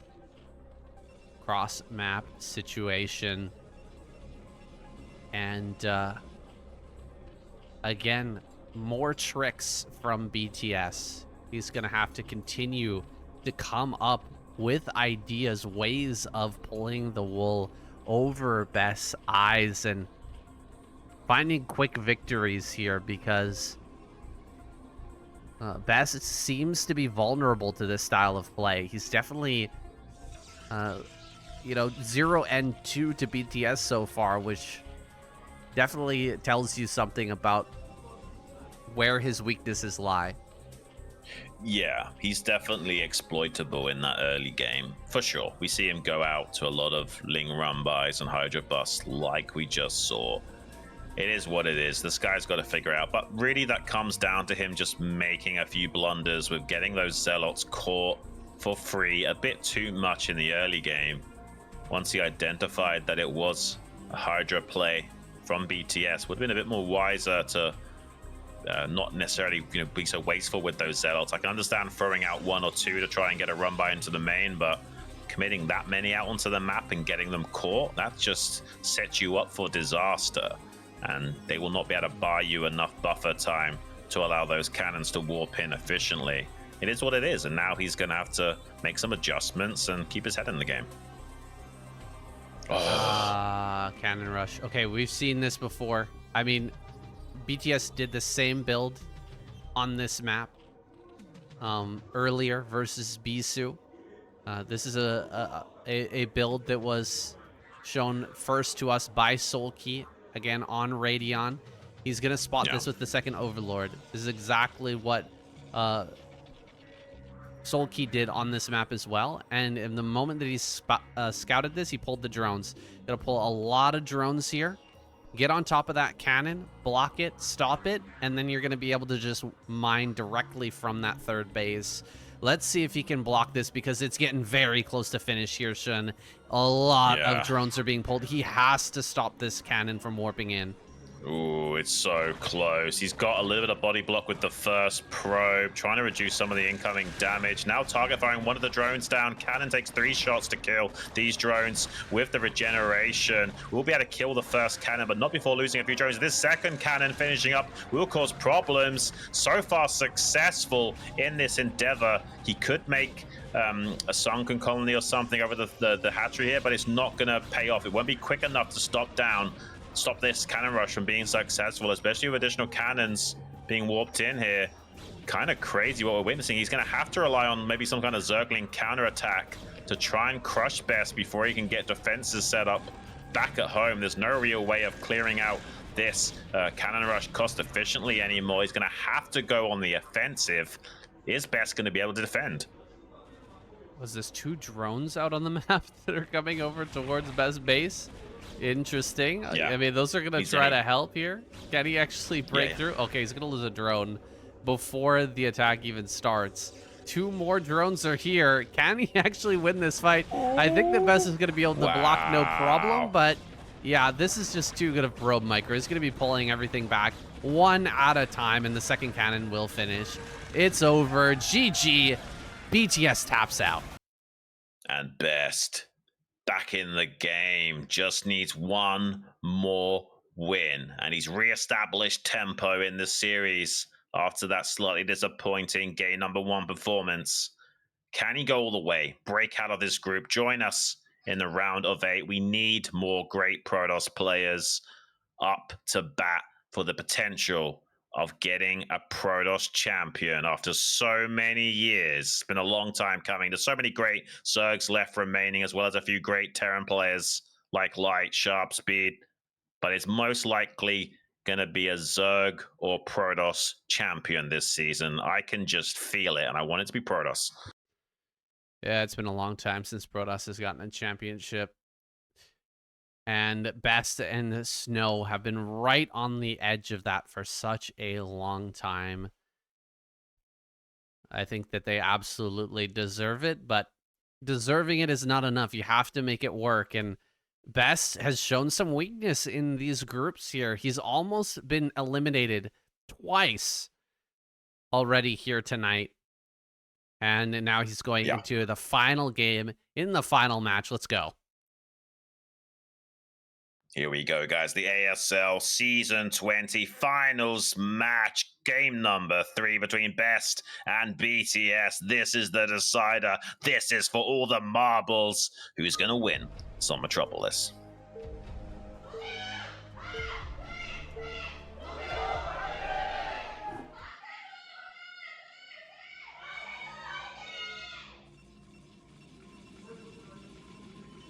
Best.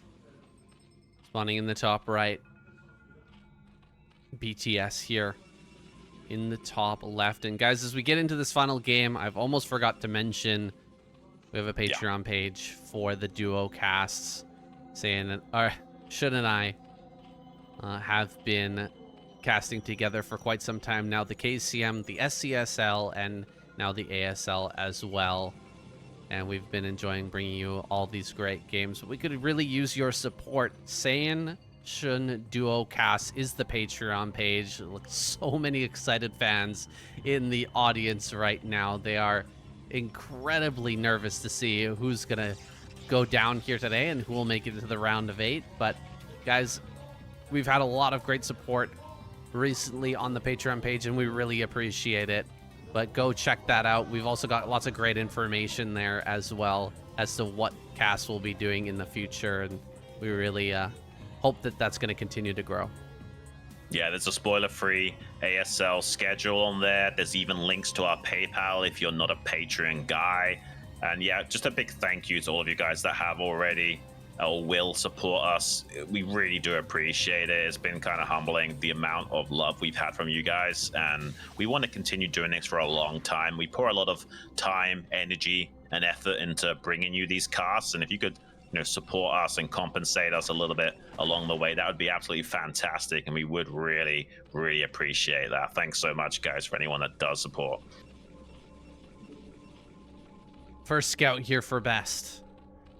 That is a good sign for him. He's actually been getting first scout pretty much the whole time here. In fact, we have had probes in the main base harassing BTS early drones pretty much every game so far. He's got to be feeling a little bit annoyed at the kind of luck of that, the luck of the draw here. 1 out of 3 chance that you're going to get scouted first, and it happened so many times in a row. He's got to be feeling a little bit frustrated so far. I mean, I've had that happen. I'm sure you have as well. When you either play a series or a set of games against Protoss players, and like every single time they seem to scout you first, it's like, oh, come on, just give me one little bit of slack here. And it just sometimes doesn't happen, you know. Sometimes you're always lucky and you guess right every single time. It just happens. I'm sure I'm exaggerating there. There must have been a second scout at some point, but it does feel like these probes have been getting in and getting that damage early on in all of these games. And now we've got BTS here on 3 bases throwing down a gas. No more 2-hatch Muta from him or 2-hatch Hydra plays. He's going for a more normal build with a bit of a sneaky play thrown into each one, looking for an early kill on Best. But Best keeping his probe alive so far, and gonna loop back around, try to get some more information here. A lot of lings are being hidden out on the map. It seems like BTS wants to try and sneak by here, try to get this cannon potentially. Is the probe pull gonna be fast enough? It's all the speed of the draw here from Best. Is he gonna pull in time? Oh, not like this. Come on. Oh no, he's gonna lose his cannon. No. He's gonna lose the cannon. He's gonna get 4 or 5 Zerglings at least. Yeah, 5 Zerglings into the main base. This could be bad news bears here for Best. He needs to just chill, just play his best right now, pun intended, and not let this Zealot get completely surrounded. So far, pretty good micro, but not good enough. BTS going to easily clear that up. Best in a little bit of trouble now. Can he stay composed in this really dire situation? He can't afford to lose too many probes to those slowlings in the main base. Speed might also be finishing up here in a little bit to cause absolute pandemonium here, but there's not even a pylon in the main base to quickly build a cannon to stabilize this position as well. So not super optimal. He has got a pylon all the way to the north, so I guess he could still build a pylon a little bit to the top right of the Nexus, but not super optimal either way. And if he can help it, he doesn't want to make a cannon at all, but he might end up having to do so if he can't deal with this efficiently. 1 probe now going down. Has got a Zealot playing chase with those Zerglings, but as long as BTS is on top of things, these Zerglings can exist almost indefinitely. Ooh, and the link speed is done as well, by the way. Hydra Den finishing up for BTS. He's going to follow this up with a Hydralisk attack. Dragoon out at the front. Actually, that's going to deal with the Overlord. And once the Overlord's dead, it's very hard to Hydra bust after. That's a pretty big deal, also, honestly. the Dragoon is going to be able to come in here and really help out dealing with these lings in the main. Like, they're very hard to track down with that Zealot, but eventually you can get some hits off with this Dragoon, so he may be able to clear this.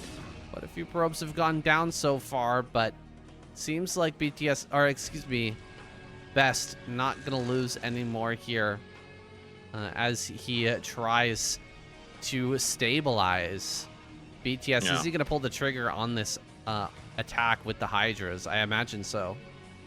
I mean, it's like, I think 4 probes have gone down maybe total. There's one on red HP that BTS can't quite find with that pair of Zerglings. And honestly, this is one of the better eventualities for Best. It's really dangerous when you've got 4 lings in your main base, especially when speed's on the way like that. And he didn't lose too much, a little bit of lost mining time as well as some probes, but he handled himself pretty well. Could have lost a lot more there. And he got the supply block with the Dragoon killing that Overlord in a natural. That's a really big deal. Not only does it slow down any kind of like Hydra bust potential, because now we can make DTs easily to defend against that, but you know, just handicapping a little bit the Zerg economy here by putting a stopper to pure drone production by getting that supply block. I mean, it's definitely a big compensation for Best. Yeah, you make a good point with the supply block there. That definitely slowed things down for BTS. Only a few probe kills. Everything's been slowed down for Best back at home, but he's identified what's coming now. He sees the additional hatcheries as well. Still no layer here, and we'll end up getting his Templar Archives on the way. You can still go for a bust as a follow-up here from BTS. You don't have to bust initially.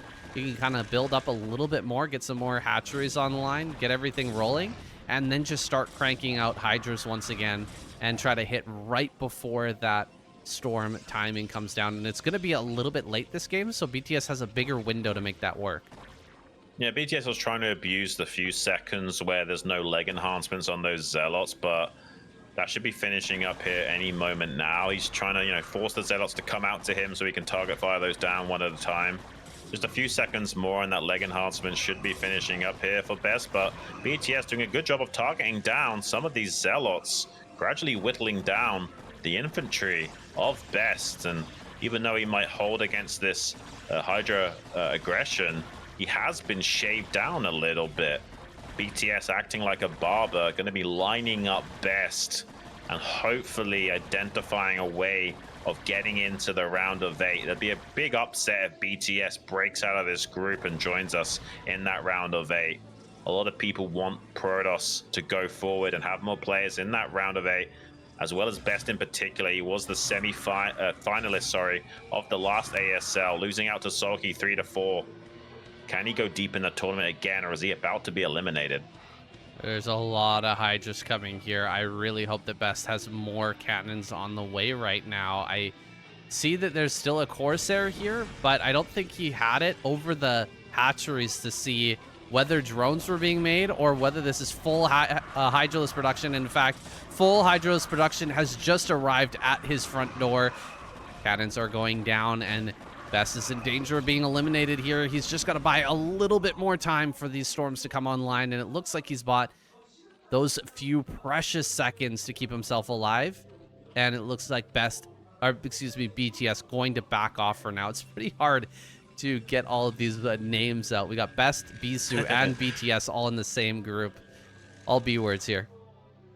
Yeah, that's for sure. I mean, but none of these players playing like a B word. They're really showing their stuff here today, saying really high level, exceptional stuff. Best did a great job of screening with his probes, preventing the surface area necessary for BTS to come in here and cause a bit of a pain in Best and knock him out right here, right now. He's going to be transitioning a bit, firing down that spire, keeping his options open. Could do a bit of a Mutalist switch here and go on the rampage of sniping High Templars. That's BTS's preferred style. He loves to go for Muta Hydra in this matchup to carry his weight in that mid game. Funny to see a probe out here on the map, just kind of chilling down at the bottom center, looking for the placement on that 4th base. He's going to identify bottom left main being taken by a BTS. And this is anybody's game at this point. Oh, Dark Archon. Love to see it. Definitely a staple of Best's play. And that's going to allow him to make less Corsairs and be a bit safer against the Mutalist transition that may be coming here from BTS. Nexus. Hidden Nexus in bottom right. Best going to be able to move out with a really strong army here soon. And kind of distract BTS. If he doesn't scout absolutely everywhere, this could completely catch him off guard. He might not even see this coming. I mean, he's got a Zergling checking for a normal 3rd base location, but you won't necessarily identify this ninja base in the bottom right. This is kind of what you would do if you were going for like Reaver Ser, and you need to get a 3rd base online desperately, which is hard to achieve successfully. If you can get away with it, it's huge. And we might see that kind of play out here. He's only got just one single cannon in the main base, though, trying to exploit that with these 6 Mutalisks. Big Maelstrom on those. Can he get a follow-up Storm? His High Templar's not quite in position, being body blocked. Can he get it? He finally gets it out, but just as the Mutas come out of that lockdown spell, Maelstrom coming in clutch. Does manage to more or less clean up all of those Mutalisks, actually, so not too bad there, despite not being able to get that Storm out on time. Did manage to clear out 5 of those 6 and prevent disaster. Exactly what best needs to happen to start to align himself for a victory, especially if this base in the bottom right goes unscouted.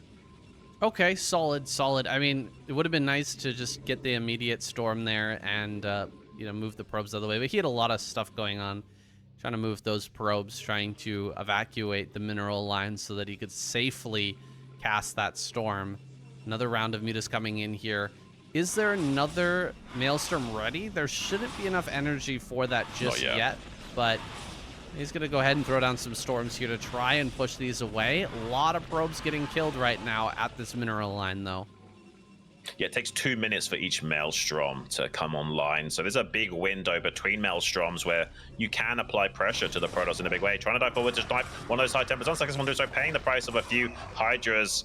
Observer is also out, needs to be careful not to allow that to get sniped. Does snipe one of those high templates in the main base in a precarious situation. Rotates around to the natural to start one-shotting these probes as well.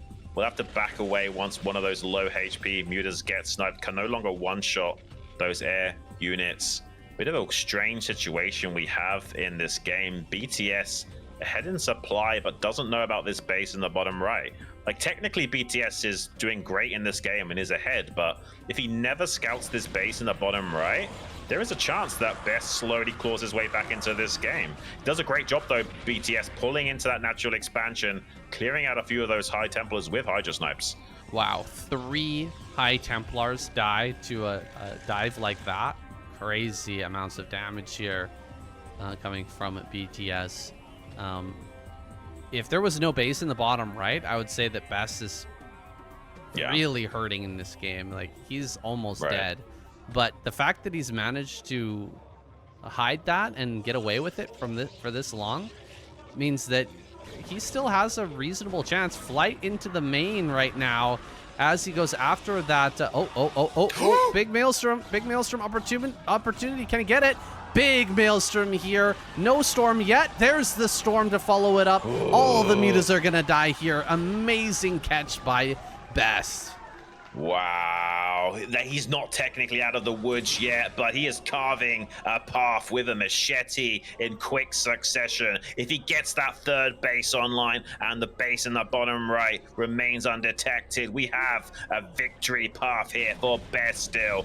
BTS in a lot of trouble. He did not expect the second Dark Archon. That's the thing that went wrong for Best on that game on Eclipse in the last ASL season. He just didn't have enough time to get a second Dark Archon. Now he has it now. Another attempt from Hydra, diving into the next expansion, kills 2 of those High Templars, tries to get the Dark Archon. It's so low on HP, but he doesn't get it, sacrificing a lot of Hydras to do so. Best fighting back and clearing out a lot of those units of BTS. Suddenly, BTS not with as much of a monstrous supply as he had before, and Best getting that third base online, saying, if he comes back in this game and wins, it's going to be insane.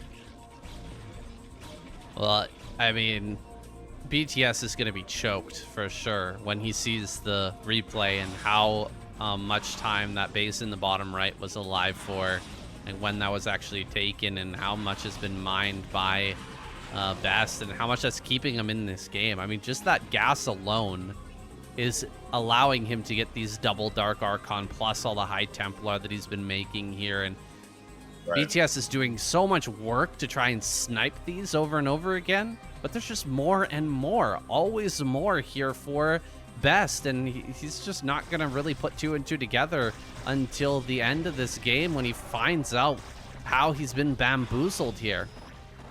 Yeah, I mean, it's allowed Best to make so many Dragoons and to be able to afford not only that second Dark Archon, but also, another Maelstrom could be coming online, catching those mutas in the main base yet again, saying Best playing out of his mind to try and claw his way back and get into that round of 8. He's not done it yet. As soon as he comes out onto the map and starts to fight back strong against BTS, surely BTS will start to get suspicious on where all this money and gas is coming from. He should be a little bit suspicious of it now already, but he's basically got a lot of units spread out and scouting out on the map, so there's no way a probe could have slipped by or something. Oh, I think the mutas are going down to the bottom right now. He's about to see this base in the bottom right, saying it's taken him a long time, but he's finally going to identify it before the cannons have finished up even. Oh, this is really important. He's going to see this right at the most critical moment here, right as the Best is pushing out. I think it's a little bit too late, but he snipes both of the observers, so he's gonna hold back Best for now. Maybe he can send just the very bare minimum number of units down there to stop that base in the bottom right, and then continue on with this plan of just shutting down Best here on 3 base. I mean, it's going to be tough. 2-2 upgrades for Best, +2 range attack for BTS. Best has to go now. He cannot wait any longer. A counterattack is about to kill that base in the bottom right. Beautiful Psionic Storms on the front line of Hydras. He's about to lose that additional 300 gas a minute, as well as a lot of minerals coming in from that bottom right. He has to go. BTS is on 5 bases. One of the bases isn't saturated quite yet, but it's about to be. He needs to start trading really heavily with BTS, forcing trades. He dives in with some Hydras, trying to snipe some of the High Templars. Only kills a couple of them so far, but it's more than enough to start whittling down and preventing too much utility available for Best. But he has overmade the High Templars a little bit. One of them dying to a Lurker Subterranean Spies. All the probes dying on the way back as well. Bit of painful there for Best, but I don't know why he's hesitating so much. He has to pull the trigger on attacking eventually. He can't just allow BTS to sit on 5 gases like this. Well, he's been losing observers over and over again. He's lost like maybe 5, 6 observers at this point. He's got one more here, and I think there's an opportunity for BTS to snipe that again. If he manages to snipe this observer again, like I guess it's not going to happen. And now Best can shove directly through all of this stuff. It seems like he has the critical mass now, but that was getting pretty savage there. Like, so many observers went down. Best was being delayed super heavily in actually getting out onto the map. And now we've got a Dark Archon here. Gonna buy a little bit of time with the Maelstrom. The counter attack is something, but I don't think it's quite the ticket here to break open Best. Some more Hydras making their way up to the high ground. Hold on a second. Oh my gosh, too much chaos is going on right now. High Templars walking away from Hydras here. He almost gets the kill on some of those, but it looks like Best will recover. Now, we have to point out BTS is still on Lair Tech. He's in Battle Zerg mode, trying to stop Best from getting out onto the map, forcing him into a mined out situation.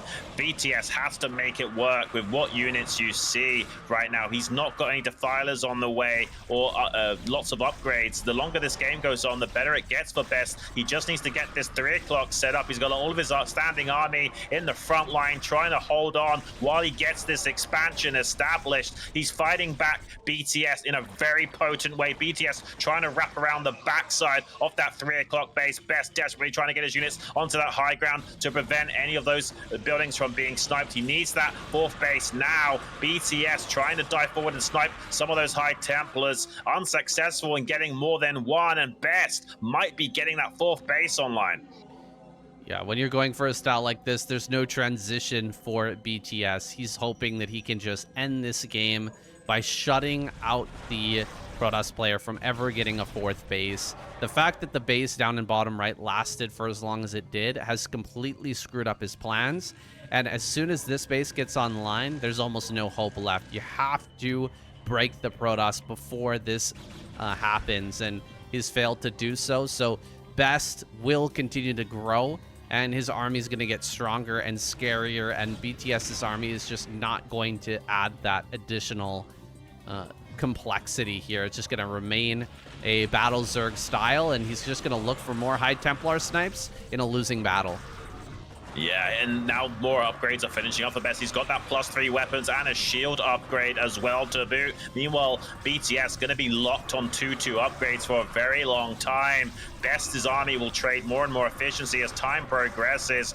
BTS in a lot of trouble now. He's losing the map control and the kill box that he had set up to prevent this from happening. Now Best breaking out into the center of the board, looking to start ramming it down on one of these bases. Best is making it happen, guys. I don't even know how this guy is capable of this, but he always seems to have his finger on the pulse, senses a glitch in the matrix, reads the code of the game or something, and always finds a way of clawing his way back in these games. BTS going to try and rotate around, maybe counterattack the 3 o'clock yet again. I hope Best has got a High Templar there or something, as well as some cannons. He's going to need them.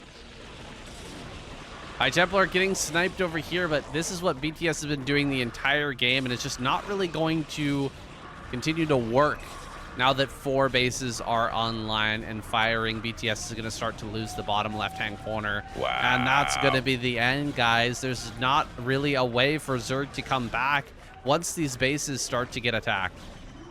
I'm so blown away. I'm so impressed by Best. I mean, you could argue that you'd want him to win in a clean fashion and smash away out of this group. This is much more exciting. This is much more impressive. Him fighting for his life while being at death's door the entire time, coming back in this way, this fashion. This guy is an absolute grey ape gamer. The best of the best is going through to the round of 8. A big grin on his face. He's through. He's done it. His tournament life is still alive. Are we going to be having a Protoss crown champion for the ASL Season 20? It's looking more and more likely as time progresses. Wow, that was a cheeky play from Best to sneak a base in bottom right, but BTS has been throwing cheeky plays his way all night long, so fair play to him. Sneak a base out on the map and get a win like that. BTS is going to go home. But he should be proud of what he's done in the ASL this season. He got so close to make it into the round of 8, and he took down some really strong contenders. I mean, BTS came here as true, but he turned out to be false. He is eliminated. He's the 0, and Best is the 1, guys.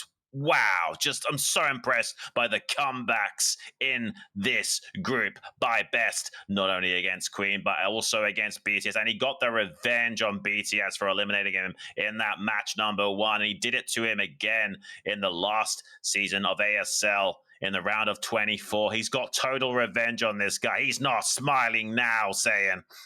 Yeah, history is a circle, guys. We're looped back around to the same result as season 19. BTS has been eliminated by Best after winning in the first in the first match of the night. It's crazy that this could happen twice in a row, but I think BTS had a much stronger showing here. He's definitely increased his power level over last season. I mean, BTS came with a pretty linear fighting style, but it turns out Best was non-binary, Saiyan, and was able to play outside of the usual parameters of BTS's code, completely slipped him by with that ninja expansion, and won with style. I mean, what a guy. Yeah, it gets one over on the guy who's been outsmarting everyone in these groups. He's been getting these little tactical victories again and again, but Best gets one over on him, and he will advance to the round of 8. Hey, we did get the expected result here. My predictions came true. 2 Protoss players make it through into the round of 8 today. That is some exciting news.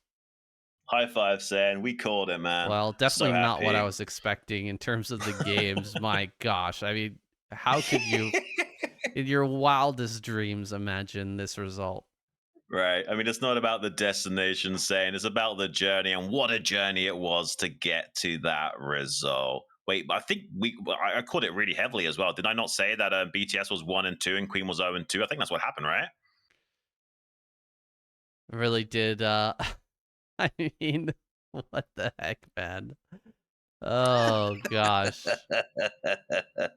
These have been some amazing games, guys. We really enjoyed bringing you these casts so far, and the round of 16 is generally a very hard slog, but here we are at 11 p.m. now, Xun.